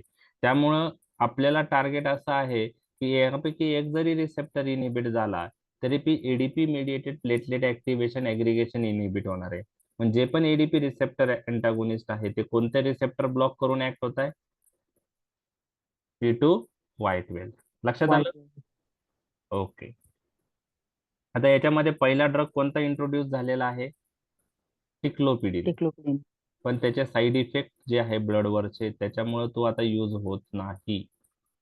Okay, ticlopidine. आता आपण पाहिलाय तुम्ही क्लिनिकल प्रॅक्टिस मध्ये टिक्लोपिडिनचा यूज? नाही सर. नाही. The first drug introduced in this class was ticlopidin, but due to adverse effect, it is not much used today. बरोबर? ओके, आता मी काय थोडे ना त्यामध्ये ना जे अँटी एडीपी रिसेप्टर अँटागोनिस्ट आहे ना त्याच्यात दोन ग्रुप आहेत ते मी तुमच्याशी डिस्कस करणार आहे. तर आपण एक्झाम्पल काय पाहिले होते? टिक्लोपिडिन, क्लोपिडोग्रिल, प्रॅसोग्रिल, ओके, टिकाग्रिल और कॅनग्रिल और, बरोबर, एवढे एक्झाम्पल पाहिले होते. आता हे जे ग्रुप जे आहेत ते एक्झाम पॉइंट ऑफ व्ह्यू महत्वाचे नाही, फक्त तुमच्या नॉलेज पॉइंट ऑफ व्ह्यू तुम्हाला मी डिस्कस करतोय. ओके, ऍस्पिरिन कसं इनहिबिट करत होतं कॉक्स एन्झाईम? इरिव्हर्सिबली. आता बघा, आता हे ADP receptor antagonist reversible inhibitor आहे का इरिव्हर्सिबल इनहिबिटर आहे? तर काही एडीपी रिसेप्टर अँटागोनिस्ट हे इरिव्हर्सिबल इनहिबिटर आहे, काही एडीपी रिसेप्टर अँटागोनिस्ट हे रिव्हर्सिबल इनहिबिटर आहे. तर यापैकी टिक्लोपिडिन, क्लोपिडोग्रिल आणि प्रॅसोग्रिल हे जे आहेत हे कोणत्या ग्रुपचे ड्रग आहेत? केमिकल ग्रुप पाहिला तर याला थायनोपायरिडिन म्हणतात. काय म्हणता? थायनोपायरिडिन. स्लाइड डिस्प्ले होतील, तुम्हाला दिसतंय ना हे जे मी हायलाइट करतोय ते दिसतंय? हो सर. हो सर. टिक्लोपिडिन, क्लोपिडोग्रिल आणि प्रॅसोग्रिल हे कोणत्या ग्रुपचे ड्रग आहे? थायनोपायरिडिन. आणि ते एडीपी रिसेप्टर P2Y12 कसं इनहिबिट करतात? इरिव्हर्सिबली. मग ticlopidine, clopidogrel, prasugrel, these are the irreversible inhibitor of P2Y12 receptor. They are thienopyridine. लक्षात आलं हे दोन पॉइंट? ओके, लक्षात आलं? टिक्लोपिडिन, क्लोपिडोग्रिल, प्रॅसोग्रिल हे कोणत्या ग्रुपचे ड्रग आहे? थायनोपायरिडिन. And how they inhibit P2Y12? Reversibly or irreversibly? Yes, Irreversible. Irreversible. Very good. आता त्याच्या पुढचे पॉइंट्स मी तुमच्याशी डिस्कस करणार आहे. टिक्लोपिडिन, क्लोपिडोग्रिल अँड प्रॅसोग्रिल हे जे थायनोपायरिडिन असतं ना, ते आर ऑल प्रोड्रग्स. काय आहे? Prodrugs. What are prodrugs? What are prodrugs? General pharmacology. These drugs are inactive themselves. They are inactive themselves, but in the body they are converted into active form, and this active form responsible for the action. त्याला आपण prodrug म्हणतो. Example माहिती आहे तुम्हाला? लिओडोपा. All proton pump inhibitors are prodrug. All AC inhibitors are prodrug except living certificate. Captopril आणि lisinopril. Okay. तर हे थायनोपायरिडिन्स काय आहे? प्रोड्रग्स आहे. म्हणजे हे ड्रग्स स्वतः ऍक्टिव्ह आहेत का? नाही. मग त्यांना कशात कन्वर्ट व्हावं लागेल? ऍक्टिव्ह मेटाबोलाइट मध्ये. To inhibit P2Y12 receptor. म्हणजे clopidogrel, prasugrel, ticlopidine all are prodrugs. All are these thionopyridine inhibit P2Y12 receptor irreversibly. परंतु त्यासाठी त्यांना ऍक्टिव्ह मेटाबोलाइट मध्ये कन्वर्ट व्हावा लागेल. हे लक्षात आलं तुमच्या? लक्षात आलंय? ओके. थोडं आता आपण डिटेल जातोय. थोडं तुमचं कॉन्सन्ट्रेशन लागणार आहे. ओके. हळूहळू आता 23 जण होते, 17च राहिलेत. ओके. काही वेळेने 11:30 पर्यंत 10 राहतील. ठीक आहे. तर कॉन्सन्ट्रेट करा. Knowledge point of view discuss करत आहे आपण. आता हे एक ग्रुप झाला. त्यानंतर जे नवीन आलेले आहे टिकाग्रिलॉर आणि कॅनग्रिलॉर, हे थायनोपायरिडिन आहे का नॉन थायनोपायरिडिन आहे? तर ते non thienopyridine. And how they inhibit P2Y12 receptor? Reversibly. And are they are prodrugs or not? No prodrug नाही, ऍक्टिव्ह ड्रग. प्रोड्रग नाही. बर, मला एक सांगा, आता प्रोड्रग जर असेल तर त्याला ऍक्टिव्ह मेटाबोलाइट मध्ये कन्वर्ट व्हावा लागेल आणि तो नंतर P2Y12 रिसेप्टर इनहिबिट करेल. बरोबर? नॉन थायनोपायरिडिन, कॅनग्रिलॉर, टिकाग्रिलॉर प्रोड्रग आहेत का? नाही. बरोबर आहे. मग ते डायरेक्टली P2Y12 इनहिबिट करणार आहेत. तर याच्यामध्ये फास्ट ऍक्टिंग कोणते असतील? टिकाग्रिलॉर फास्ट. नॉन थायनोपायरिडिन. क्लोपिडोग्रिल ते नॉन थायनोपायरिडिन जे ते प्रोड्रग नाहीत ते फास्ट, त्यांचा ऑनसेट फास्ट आहे. Okay. Because metabolic activation is not required. बर, आता मला एक सांगा, कोणाची ऍक्शन लवकर टर्मिनेट होईल? क्लोपिडोग्रिल, प्रॅसोग्रिल, नॉन थायनोपायरिडिनची लवकर टर्मिनेट होईल, कारण हे कसे इनहिबिटर आहे? रिव्हर्सिबल इनहिबिटर आहे. म्हणजे यांची ऍक्शन फास्ट पण आहे आणि लवकर टर्मिनेट होते. लक्षात आलं? लक्षात आलं? नॉन थायरोपायरिडिनची ऍक्शन फास्ट पण आहे आणि त्यांची ऍक्शन लवकर टर्मिनेट. तेच दिलेलं आहे. Next point. Due to reversible inhibition ADP receptor, due to reversible inhibition of ADP receptor, action is terminated quickly after stoppage of the drugs.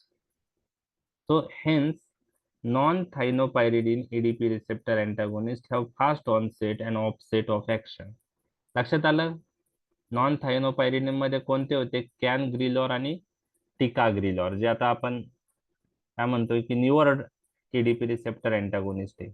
म्हणजे थायनोपायरिडिन आणि नॉन थायनोपायरिडिनचा जर आपण फरक बघितला, तुम्ही जर कॉन्सन्ट्रेशनने ऐकला असेल तर तुम्हाला दोन्ही ग्रुप मधला फरक लक्षात आला. दोन्ही ADP रिसेप्टर अँटागोनिस्ट आहे, पण त्यात काहीतरी फरक आहे. थायनोपायरिडिन हे जे आहेत हे इरिव्हर्सिबल इनहिबिटर्स आहेत, हे प्रोड्रग आहेत.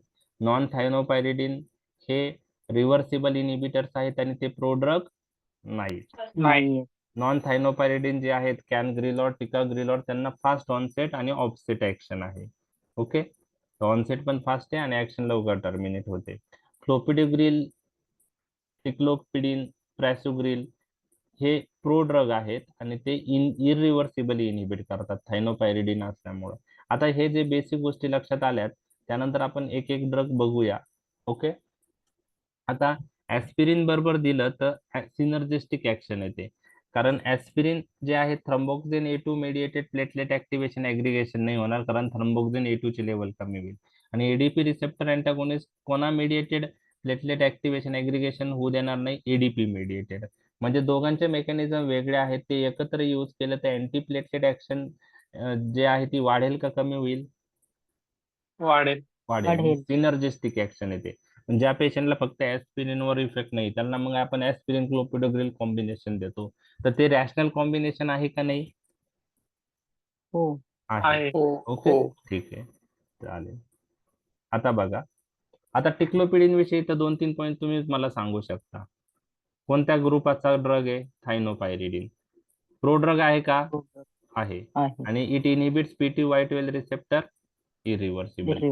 ओके, पण ऍडव्हर्स इफेक्ट त्याच्या खूप आहेत, त्यामुळे कॉमनली यूज होत नाही. कोणते adverse effect? GIT adverse effect आहेत, काही CNS आहे, पण सिरियस ऍडव्हर्स इफेक्ट फार महत्वाचे आहे त्याचे, मी ते तुमच्याशी डिस्कस करतो.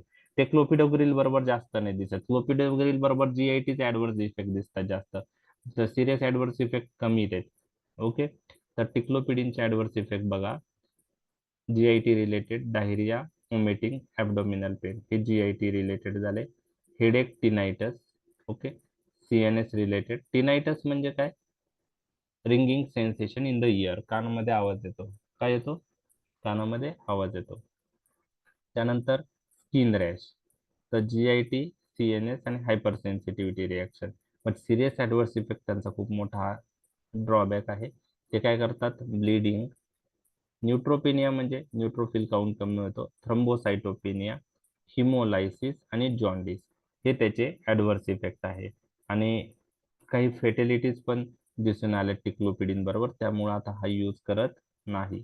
तर neutropenia, thrombocytopenia, haemolysis, jaundice, bleeding हे त्यांचे ऍडव्हर्स इफेक्ट आहेत. लक्षात आलं? एक मिनिट.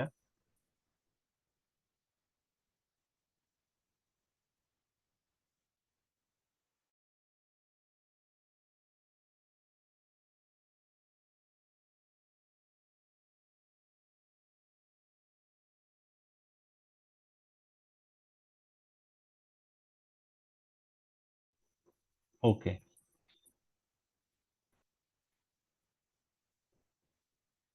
लक्षात आले का टिक्लोपिडिनचे ड्रॉबॅक्स?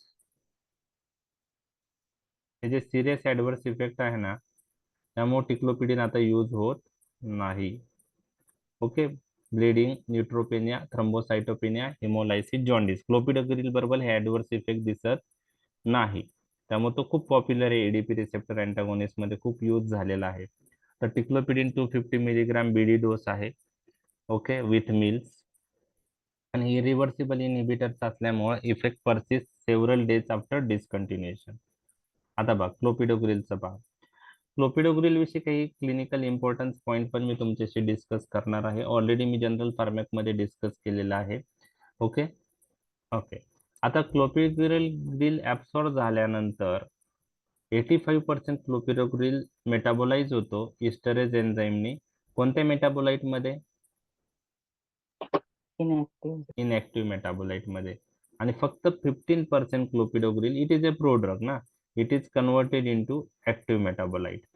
फक्त दिलेल्या ऍब्सॉर्ब झालेल्या क्लोपिडोग्रिल पैकी फक्त किती पर्सेंट ऍक्टिव्ह मेटाबोलाइट मध्ये कन्वर्ट होतो?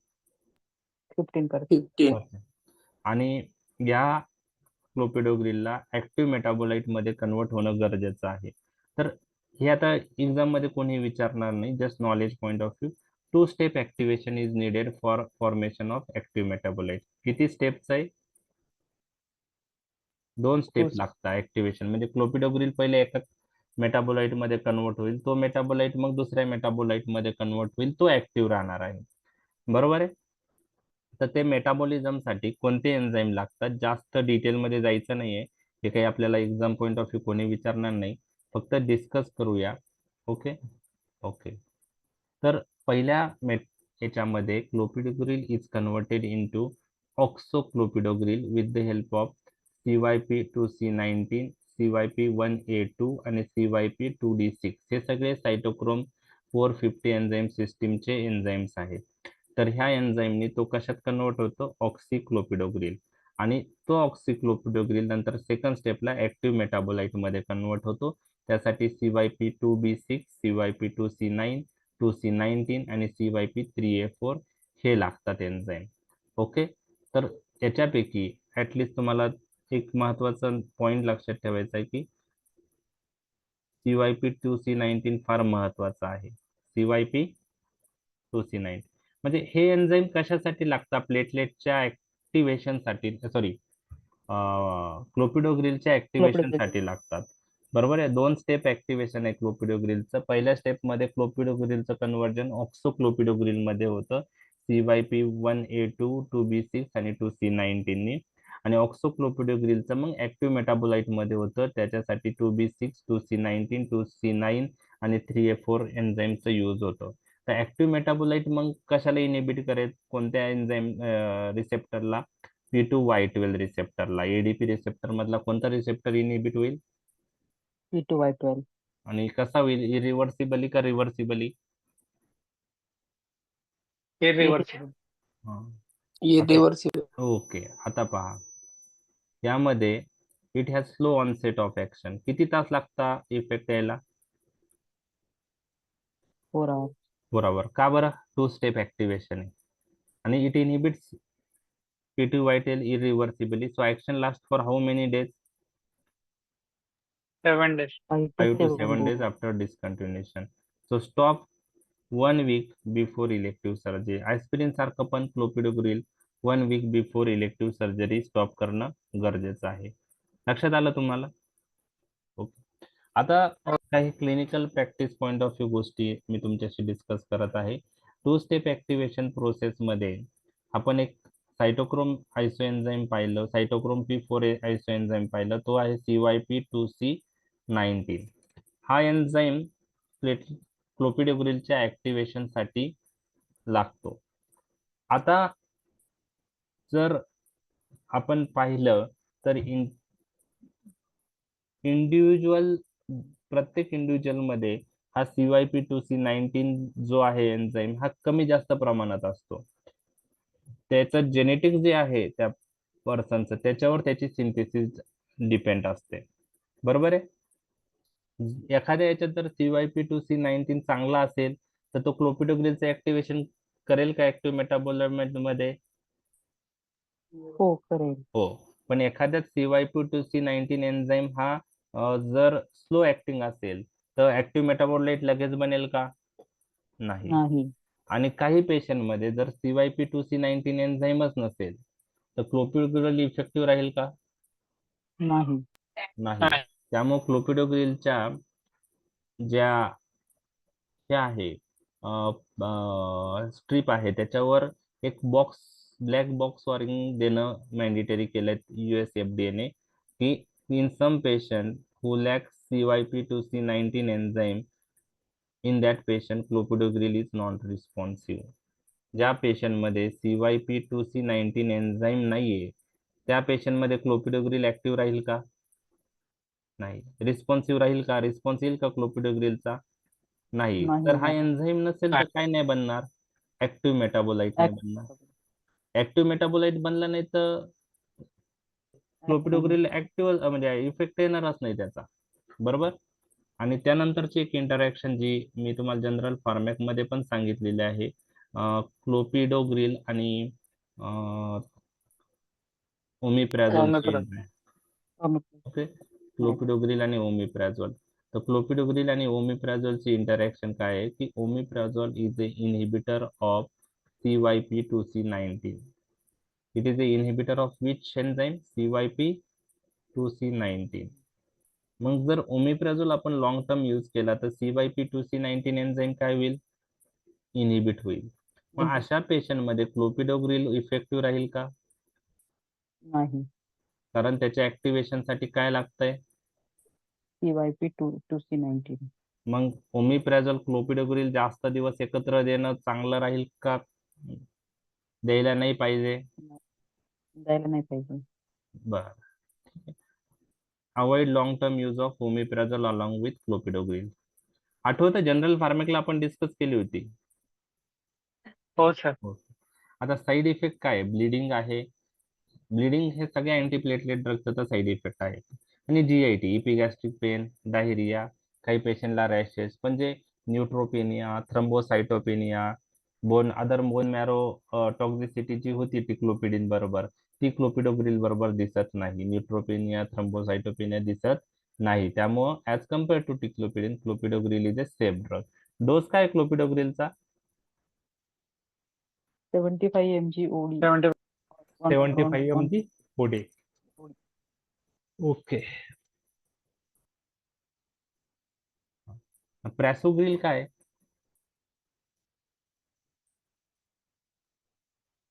हा पण प्रोड्रगच आहे. ओके. हा पण थायनोपायरिडिन आहे. हा पण प्रोड्रग आहे, बरोबर. आणि हा इनहिबिट कसा करतो P2 व्हाईट वेल एन्झाईम? इरिव्हर्सिबल. इरिव्हर्सिबल. आता फक्त काय डिफरन्स आहे मी तुमच्याशी डिस्कस करतोय, बरोबर. Okay. It inhibits ADP receptor irreversibly. क्लोपिडोग्रिलच्या ऍक्टिव्हेशन मध्ये किती स्टेप्स होत्यात? 2 स्टेप. 2 स्टेप. याच्या ऍक्टिव्हेशन साठी एकच स्टेप आहे. क्लोपिडोग्रिलच्या ऑनसेटला किती तास लागायचे? 4 hours. 4 आवर. याचा ऑनसेट फास्ट आहे त्याच्यापेक्षा, 30 मिनिटात होतो. आणि हा 10 पट क्लोपिडोग्रिल पेक्षा जास्त पोटेंट आहे. क्लोपिडोग्रिल पेक्षा जास्त पोटेंट आहे. म्हणजे क्लोपिडोग्रिल आणि प्रॅसोग्रिल मध्ये ऑनसेट कोणाचा फास्ट आहे? प्रासोग्रिल. प्रॅसोग्रिलचा, कारण त्याला 1 स्टेप ऍक्टिव्हेशन लागतं फक्त. तर फास्ट ऑनसेट आहे, मोर कन्सिस्टंट आहे, प्रेडिक्टेबल अँटी कोएग्युलंट ऍक्शन आहे याच्यापेक्षा, क्लोपिडोग्रिल पेक्षा. ओके. ओके. आता जी CYP2C19 चा रोल होता क्लोपिडोग्रिलशी रिलेटेड, की त्याच्या ऍक्टिव्हेशन साठी CYP2C19 एन्झाईम लागतो. मग काही लोकांमध्ये तो CYP2C19 एन्झाईम नसतो, त्याच्यात क्लोपिडोग्रिल इफेक्टिव्ह राहत नाही. किंवा ओमिप्रेझोल क्लोपिडोग्रिल कॉम्बिनेशन, म्हणजे ओमिप्रेझोल आणि क्लोपिडोग्रिल एकत्र जास्त दिवस देणं चुकीचं आहे, कारण ओमिप्रेझोल क्लोपिडोग्रिलची ऍक्शन काय करतो? इनहिबिट करतो. By inhibiting which enzyme? CYP2C19. Okay. मग अशा ज्या इंटरॅक्शन क्लोपिडोग्रिल ची होती ओमिप्रेझोल बरोबर, तशी इंटरॅक्शन प्रॅसोग्रिलची ओमिप्रेझोल बरोबर नाहीये. लक्षात आलं? ओके. आणि काही पेशंटला जरी CYP2C19 जीनचं पॉलिमॉर्फिझम असेल किंवा त्याची लेवल कमी असेल किंवा नसेल तो, तरी पण त्यात प्रॅसोग्रिल इफेक्टिव्ह आहे. म्हणजे प्रॅसोग्रिलच्या ऍक्टिव्हेशन साठी CYP2C19 चा रोल सिग्निफिकंट आहे का? नाही. नाही. त्याच्यामुळे जेनेटिक पॉलिमॉर्फिझम जो क्लोपिडोग्रिलचा प्रॉब्लेम होता, त्या CYP2C19 चा पॉलिमॉर्फिझम असेल तर क्लोपिडोग्रिल इफेक्टिव्ह होता. ओमिप्रेझोल देत क्लोपिडोग्रिल इंटरॅक्शन होती, तशी इंटरॅक्शन प्रॅसोग्रिल बरोबर दिसत नाही. ओके. आता because of rapid action, prasugrel is particularly suitable for ST elevated MI. It is the preferred thienopyridine for acute coronary syndrome to cover angioplasty with or without stent placement. तर याचे onset clopidogrel, आता ticlopidine, clopidogrel आणि प्रॅसोग्रिल पैकी प्रॅसोग्रिल हा fast acting असल्यामुळं ST elevated MI च्या patient मध्ये जर थायनोपायरिडिन यूज करायचा असेल तर बेस्ट कोणता राहील? कारण फास्ट ऑनसेट आहे, 1 स्टेप ऍक्टिव्हेशन आहे. ओके. तर अक्यूट कोरोनरी सिंड्रोमच्या पेशंट मध्ये टू कव्हर अँजिओप्लास्टी विथ और विदाउट स्टेंट प्लेसमेंट साठी आपण यूज करू शकतो. ओके. ओके. तर ऍस्पिरिन आणि प्रॅसोग्रिल, हा बोला. ते क्लोपिडोग्रिल 15% ऍक्टिव्ह फॉर्म असतो आणि अदर इनऍक्टिव्ह असतो 95%. पण मग तो ऍक्ट करतो का, म्हणजे का नाही, 15% तो ऍक्ट करणार? 15%च ऍक्टिव्ह मेटाबोलाइट मध्ये कन्वर्ट होतो.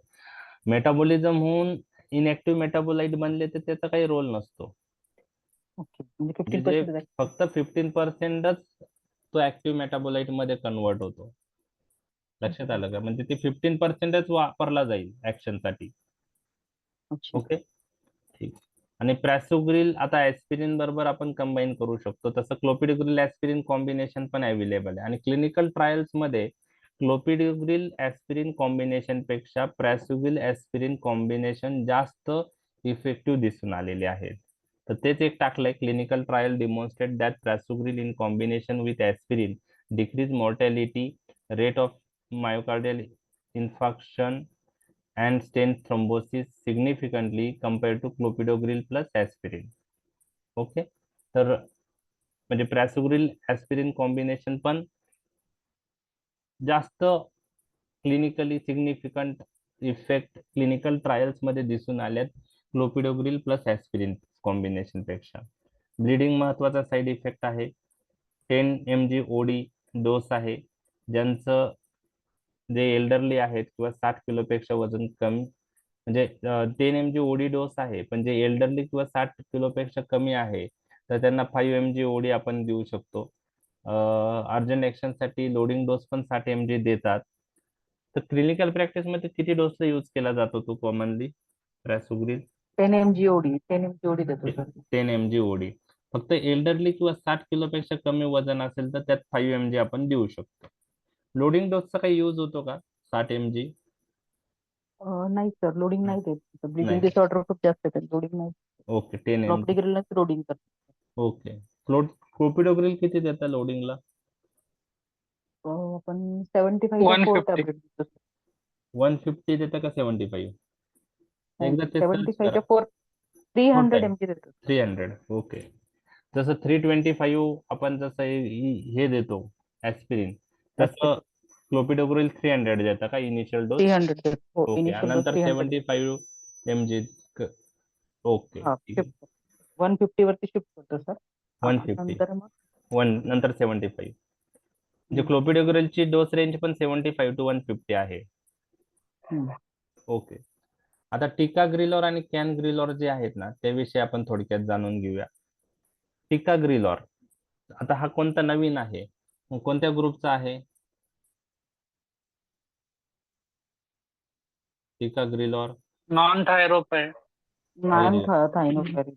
थायनोपाइड. बस, non thienopyridine. Inhibit ADP receptor reversibly or irreversibly? Reversible. Is it pro drug or not?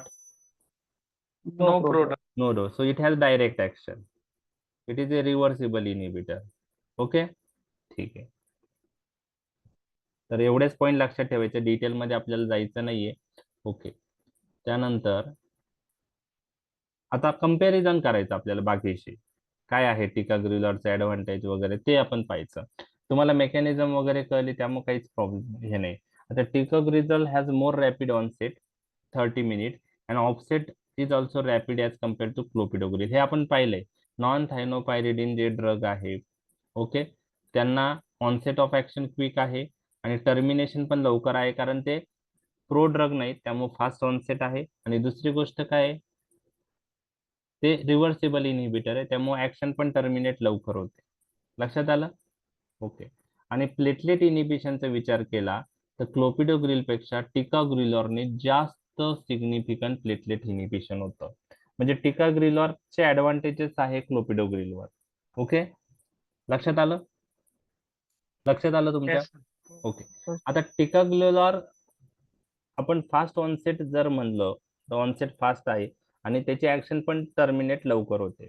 तरी पण टिकाग्रिलॉरला आता कॅनग्रिलॉर पेक्षा याची ऍक्शन जास्त वेळ राहते. का राहते ते तुम्हाला सांगतो. ओके, तर टिकाग्रिलॉर जो आहे, ओके, हा रिव्हर्सिबल एडीपी रिसेप्टर अँटागोनिस्ट आहे. तरी सुद्धा 3 दिवसानंतर 20% प्लेटलेट इनिबिशन स्टील प्रेझेंट राहतं. तर याचं रिझन असं आहे की it is due to slow clearance of ticagrelor from the circulation because of high plasma protein binding. आपण एक क्लिनिकल सिग्निफिकन्स पाहिलंय. प्लाझ्मा प्रोटीन बाइंडिंग एखाद्या ड्रगची जास्त असेल तर ते ड्रग ची ऍक्शन जास्त वेळ राहते. जनरल फार्मॅक मध्ये आहे, आठवतंय तुम्हाला? हो सर. हो सर. म्हणजे 3 दिवसानंतर पण, म्हणजे एखाद्याने विचारलं टिकाग्रिलवर आता ठीक आहे, रिव्हर्सिबल इनहिबिटर, ऍक्शन टर्मिनेट लवकर होते, मग तरी पण 3 दिवसानंतर किती पर्सेंट इनहिबिशन स्टील प्रेझेंट राहतं? 20%. 20%. तर हे का बरं? कारण टिकाग्रिलर सर्क्युलेशन मध्ये जास्त वेळ राहतो, आणि का राहतो की हा हाय प्लाझ्मा प्रोटीन बाउंड ड्रग आहे. तर तिथून ड्रग स्लोली रिलीज झाला की तो ऍक्ट होत राहतो. तर हे टिकाग्रिलरचं इम्पॉर्टंट पॉइंट आहे. ओके, म्हणजे स्टॉप केल्यानंतर ते होऊ शकतं. आपण हा ट्वाइस डेली यूज करतो. बाकी P2Y12 इनहिबिटर्स आपण कसे देत होतो? ओडी का बीडी? ओडी. ओडी. टिकाग्रिलर आपण ट्वाइस डेली देतो, कारण त्याचे शॉर्ट हाफ लाईफ आहे, 8 hours त्याचा आहे. तर याच्यासाठी टिकाग्रिलरचा यूज पाहिलाय तुम्ही? हो सर. पाहिलाय टिकाग्रिलरचा यूज कुठं हो बघितलाय? हो. पोस्ट प्लास्टी मध्ये देतात sir. Post angioplasty. Angioplasty. Angioplasty नंतर. ओके, त्याच्यात असं काही आहे का? आता बुक्स मध्ये जे मेन्शन केलंय ते सांगतो. लोडिंग डोस जे आहे after a acute corona, okay, acute coronary syndrome event नंतर आपण 180 mg ओरली देतो लोडिंग डोस, आणि मेंटेनन्स डोस 90 मिलीग्राम देतो बीडी. तर 180 मिलीग्राम स्टार्टिंगला द्यायचा आणि 90 मिलीग्राम बीडी नंतर चालू करायचा. 1 वर्ष आपण 90 मिलीग्राम देतो आणि 1 वर्षानंतर 60 मिलीग्राम ओरली बीडी देतो. तर ह्याचं टिकाग्रिलॉर जो आहे तो आपल्याला ओडीच्या ऐवजी बीडी द्यावा लागतो. लक्षात राहिलं? लक्षात राहील हे हो हो डोस? सर. हे सगळ्या गोष्टी डिटेल मध्ये तुम्हाला कोणी विचारणार नाही, फक्त आपल्या नॉलेज पॉईंट ऑफ व्ह्यू आपण डिस्कस करतोय. कॅनग्रिलॉर पण हा नॉन थायडोपायरिडिन आहे, रिव्हर्सिबल इनहिबिटर आहे, आणि it is not a prodrug. त्यामुळे त्याला पण ऑनसेट ऑफसेट ऍक्शन फास्ट आहे. व्हेरी इम्पॉर्टंट पॉईंट, एमसीक्यू तुमच्याशी डिस्कस करतोय. It is the first intravenous P2Y12 inhibitor. म्हणजे क्लोपिडोग्रिल, प्रॅसोग्रिल, टिकाग्रिलॉर हे सगळे कोणत्या रूटने यूज करतात? ओरल रूटने. ओरल ना. पण कॅनग्रिनॉल कसा यूज करतो आपण? IV. IV. ऐकलंय कॅनग्रिलॉर? नाही sir. Okay okay. Cangrelor inhibits platelets immediately after intravenous administration. Cangrelor is inactivated by rapidly by ecto-ADPase located on the surface of the endothelium. Thus, platelet function is recovered within 1 hour after stop of infusion. म्हणजे it has very rapid onset, within few second त्याची हे होते, onset of action within few second येते. आणि duration of action जी आहे after stoppage किती तासात जाते? 1 तासात. म्हणजे कॅनग्रिलर जर आता आपण डिस्कस करतोय की एडीपी रिसेप्टर अँटागोनिस्ट पैकी कोणता एडीपी रिसेप्टर अँटागोनिस्ट आपण IV यूज करू शकतो? त्याचा आन्सर काय आहे? कॅनग्रिलर. कॅनग्रिलॉर. आणि कॅनग्रिलॉर आपण IV दिल्यानंतर इतक्या फास्ट ऍक्ट होतो की विथिन सेकंड त्याची ऍक्शन येते. आणि स्टॉप केल्यानंतर जो कॅनग्रिलॉर आहे तो रॅपिडली इनॅक्टिव्ह पण होतो. एक तो एडीपेज एन्झाईम एंडोथेलियल सेल जे आहेत आपल्या ब्लड वेसलच्या, ते एक्टो एडीपेज एन्झाईम रिलीज करतात, कॅनग्रिलॉरला इनॅक्टिव्हेट करतात. तर ऍक्शन किती तासात टर्मिनेट येते? Within 1 hour. Within 1 hour. म्हणजे हा फास्टेस्ट ऍक्टिंग आहे आणि त्याची ऍक्शन पण सगळ्यात लवकर टर्मिनेट होते. तर पहा, action remain for 1 hour after caseation of infusion. Only 1 hour राहते. आणि त्यामुळे आपण आता फास्ट ऑनसेट आहे, लगेच ऍक्शन टर्मिनेट होते स्टॉप केले. त्यामुळे जेवढा वेळ लागतो तेवढा वेळ emergency point of view percutaneous intervention असेल त्यामध्ये आपण यूज करू शकतो MI च्या पेशंटमध्ये. तो cangrelor is use to reduce thrombotic events during PCI. Thrombotic event prevent करण्यासाठी कॅनग्रिलॉर यूज करतात. लक्षात आलं कॅनग्रिलॉरचं? तर MCQ लक्षात राहील तुमच्या, कोणता एडीपी रिसेप्टर अँटागोनिस्ट आपण IV यूज करतो? आन्सर काय आहे? कॅनग्रिलॉर. कॅनग्रिलॉर. ओके. तर आता डिटेल मध्ये आपण डिस्कस केलंय. ग्लायकोप्रोटीन 2B3 इनहिबिटर तुम्हाला मी फक्त सांगेल की त्याची मेकॅनिझम लक्षात ठेवा. आपण पाहिलेलं की प्लेटलेट ऍक्टिव्हेशन कसं होतं? थ्रोम्बोक्सिन A2 नी होतं, ADP नी होतं, थ्रोम्बिननी होतं, कोलॅजेननी होतं. आणि प्लेटलेट ऍक्टिव्हेशन झाल्यानंतर कोणता रिसेप्टर ऍक्टिव्हेट होतो फायनली? ग्लायकोप्रोटीन 2B3A आणि हा रिसेप्टर कसलं कॉम्प्लेक्स फॉर्म करतो? Platelet fibrinogen fibrinogen platelet. आणि ग्लायकोप्रोटीन 2B3A इनिबिटर यूज केलं तर हे प्लेटलेट फायब्रिनोजन प्लेटलेट कॉम्प्लेक्स बनेल का? नाही. नाही. आणि त्यामुळे प्लेटलेट ऍग्रीगेशन होणार नाही. तर आपल्याकडे 3 ड्रग आहे, एफसिक्झिमॅब, इप्टिफिबॅटाइड, टिरोफिबॅम. त्या डिटेल मध्ये मी जाणार नाही. ते एफसिक्झिमॅब हा मोनोक्लोनल अँटीबॉडी आहे. यातलं कोणतं पाहिलंय का तुम्ही यूज? एफसिक्झिमॅब, इप्टिफिबॅटाइड, टिरोफिबॅम. टिरोफेबॅन देत असतं. टिरोफिबॅनचा यूज ICU ला पाहिलाय. ऐक, ओके. आता एक मला विचारायचं, जर टिरोफिबॅम दिलं त्याला एडीपी रिसेप्टर अँटागोनिस्ट देतात का? का ते पहिले 1-2 दिवस देऊन परत शिफ्ट करतो आपण ऍस्पिरिन क्लोपिडोग्रिल वर? नाही, ते पण देतात सर. ते पण. टिरोफेबॅनचे इन्फ्युजन लावतात सर हा.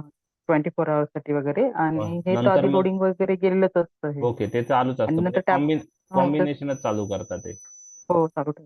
ओके, म्हणजे ब्लिडिंग आता एवढे ड्रग आपण देतोय, ऍस्पिरिन, क्लोपिडोग्रिल, टिरोफिबॅम, तर ब्लिडिंगची रिस्क वाढते का त्या पेशंट मध्ये का नाही दिसते? एवढी नाही, सिग्निफिकंटली नाही तेवढे ब्लिडिंग ऍडव्हर्स. कधी कधी एखाद्या पेशंटला कधीही मॅच्युरिया वगैरे दिसतो, मग ते बंद करतात टिरोफेबॅन.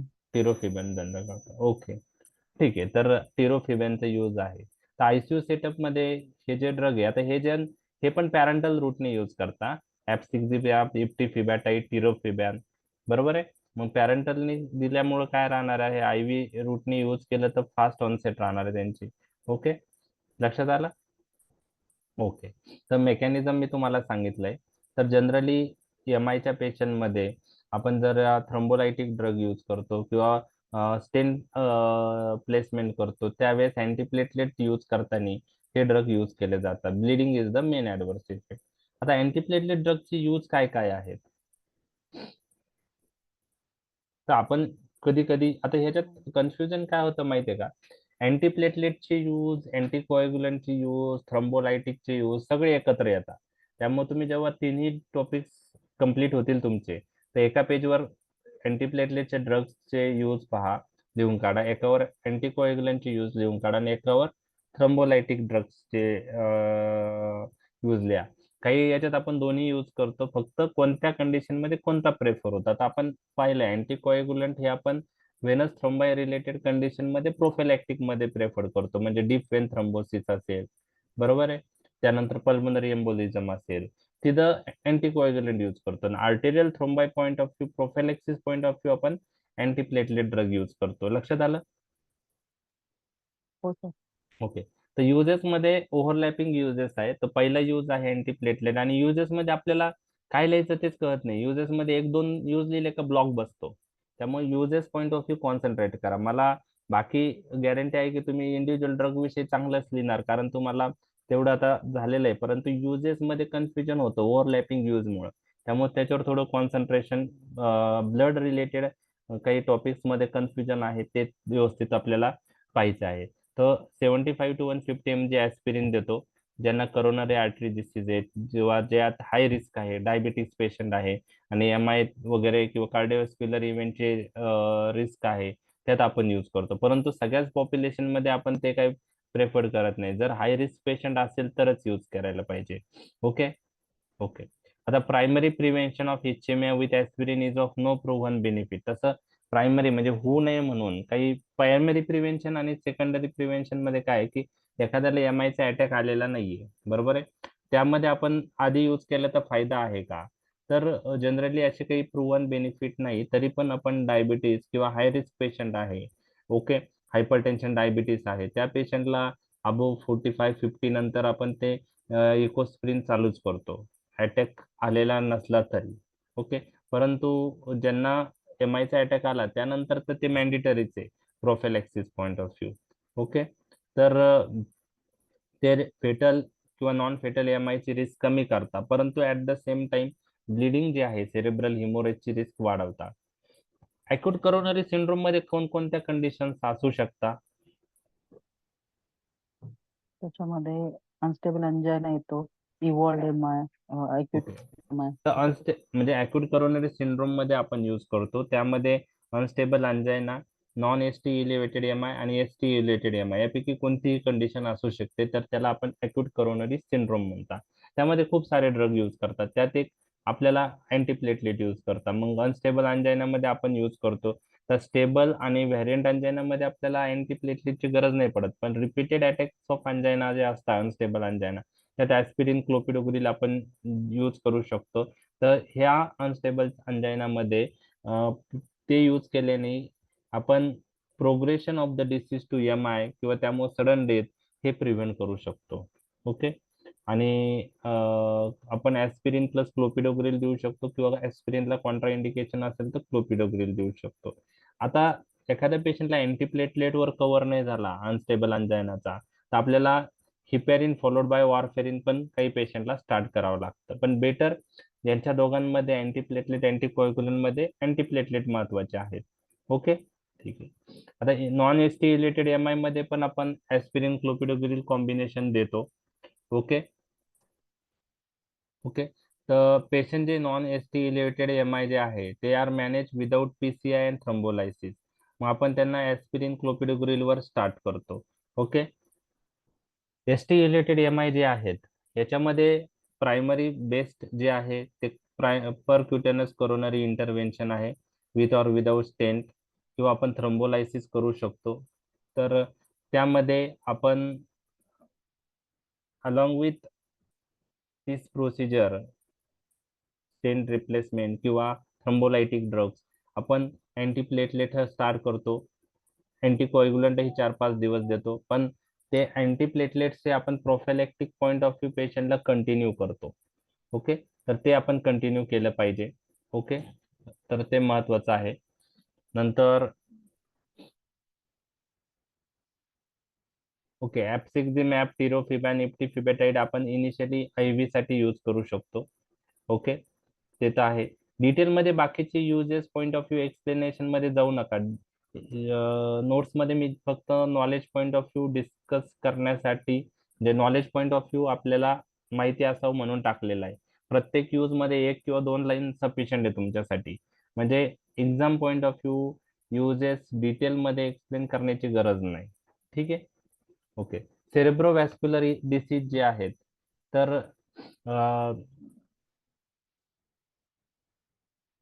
आपण अँटीप्लेटलेट ड्रग्स यूज करू शकतो. ते ट्रान्झिएंट इस्केमिक अटॅकचे इन्सिडन्स कमी करू शकतात आणि स्ट्रोकचे पण इन्सिडन्स ट्रान्झिएंट इस्केमिक अटॅकच्या पेशंटमध्ये कमी करू शकतात.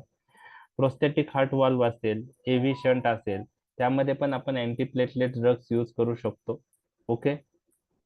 आता आर्टिफिशियल हार्ट वॉल मध्ये आपण वार्फ जास्त यूज करतो कारण एम्बोलिझमची जास्त रिस्क असते. तर अँटीप्लेटलेटही त्या पेशंट मध्ये यूज करू शकतात. व्हेनस थ्रोम्बोएम्बोलिझम मध्ये अँटीप्लेटलेट महत्वाचे आहे का अँटीकोएग्युलंट? अँटीकोएग्युलंट तिथं पण आपण अँटीप्लेटलेट ऍड ऑन ड्रग देऊ शकतो. आणि पेरिफेरल व्हॅस्क्युलर डिसीज मध्येही आपण अँटीप्लेटलेट्स यूज करू शकतो. जे इंटरमिटंट क्लाउडिकेशन इम्प्रूव्ह करायचं असेल किंवा थ्रोम्बोएम्बोलिझमचे इन्सिडन्स रिड्यूस करायचं असेल, पेरिफेरल व्हॅस्क्युलर डिसीजच्या पेशंटला काही अंतर गेल्यानंतर लगेच पेन होतं चालताना, तर त्याला इंटरमिटंट क्लाउडिकेशन म्हणतात. तर आपण अँटीप्लेटलेट यूज करू शकतो PVD मध्ये. तर हे युजेस झालेत. म्हणजे याच्यामध्ये तुम्हाला कोरोनरी आर्टरी डिसीज मध्ये प्रोफेलेक्टिक पॉईंट ऑफ व्ह्यू आहे. अॅक्यूट कोरोनरी सिंड्रोम मध्ये आपण यूज करतो. त्यात unstable angina, ST elevated MI, non ST elevated MI हे तिन्ही पॉईंट तुम्हाला लक्षात ठेवायचे. सेरेब्रोव्हॅस्क्युलर डिसीज मध्ये आपण यूज करतो. ट्रान्झिएंट इस्केमिक अटॅकची रिस्क ते कमी करतात. Prosthetic heart valve, artery venous shunt, venous thromboembolism, peripheral vascular disease. तर हे झाले युजेस. युजेस मध्ये ऍटलिस्ट इन्युमरेशन आणि 1-2 लाईन मध्ये आपल्याला लिहायचे. आता prophylactic point of view use करतो, ऍटलिस्ट इन्युमरेट जरी केले युजेस तरी मोर दॅन इनफ आहे. फक्त काय होतं की इन्युमरेट करताना 1-2 नंतर आठवत नाही नक्की काय आहे. मग ते प्रोस्थेटिक हार्ट वाल्व किंवा transient ischaemic attack, cerebrovascular condition, peripheral vascular disease, unstable angina, ST related MI, non ST related MI, बरोबर आहे. तर ह्या सगळ्या गोष्टी तुम्हाला त्यात लिहिता आल्या पाहिजे. अँटीप्लेटलेट आपण डिटेलमध्ये डिस्कस केलेलं आहे. उद्या आपण अँटीकोएग्युलंट चालू करूया. अँटीकोएग्युलंट ऑलरेडी आपला झालेला आहे ऑफलाईनला डिटेलमध्ये, परंतु ऑनलाईनला न झाल्यामुळं समजा काही जण त्या दिवशी नसन आले तर अँटीकोएग्युलंट आपण उद्या घेऊया. 2 दिवस लागेल त्याला. ओके. तर अँटीकोएग्युलंट ऑलरेडी काहींचा झालाय त्यांच्यासाठी रिव्हिजन असेल त्यांनी तो पहा. रीड करा आणि as a revision point of view मग तुम्हाला अंडरस्टँडिंग चांगली होईल. ठीक आहे. काही questions okay antiplatelet point of view? Sir, कालचा व्हिडिओ आणि हा तो आजचा तो दोन्ही तो तो उद्या मी हे करतो, ट्राय करतो उद्या. आता ट्राय करतो टाकायचं. ओके. सकाळी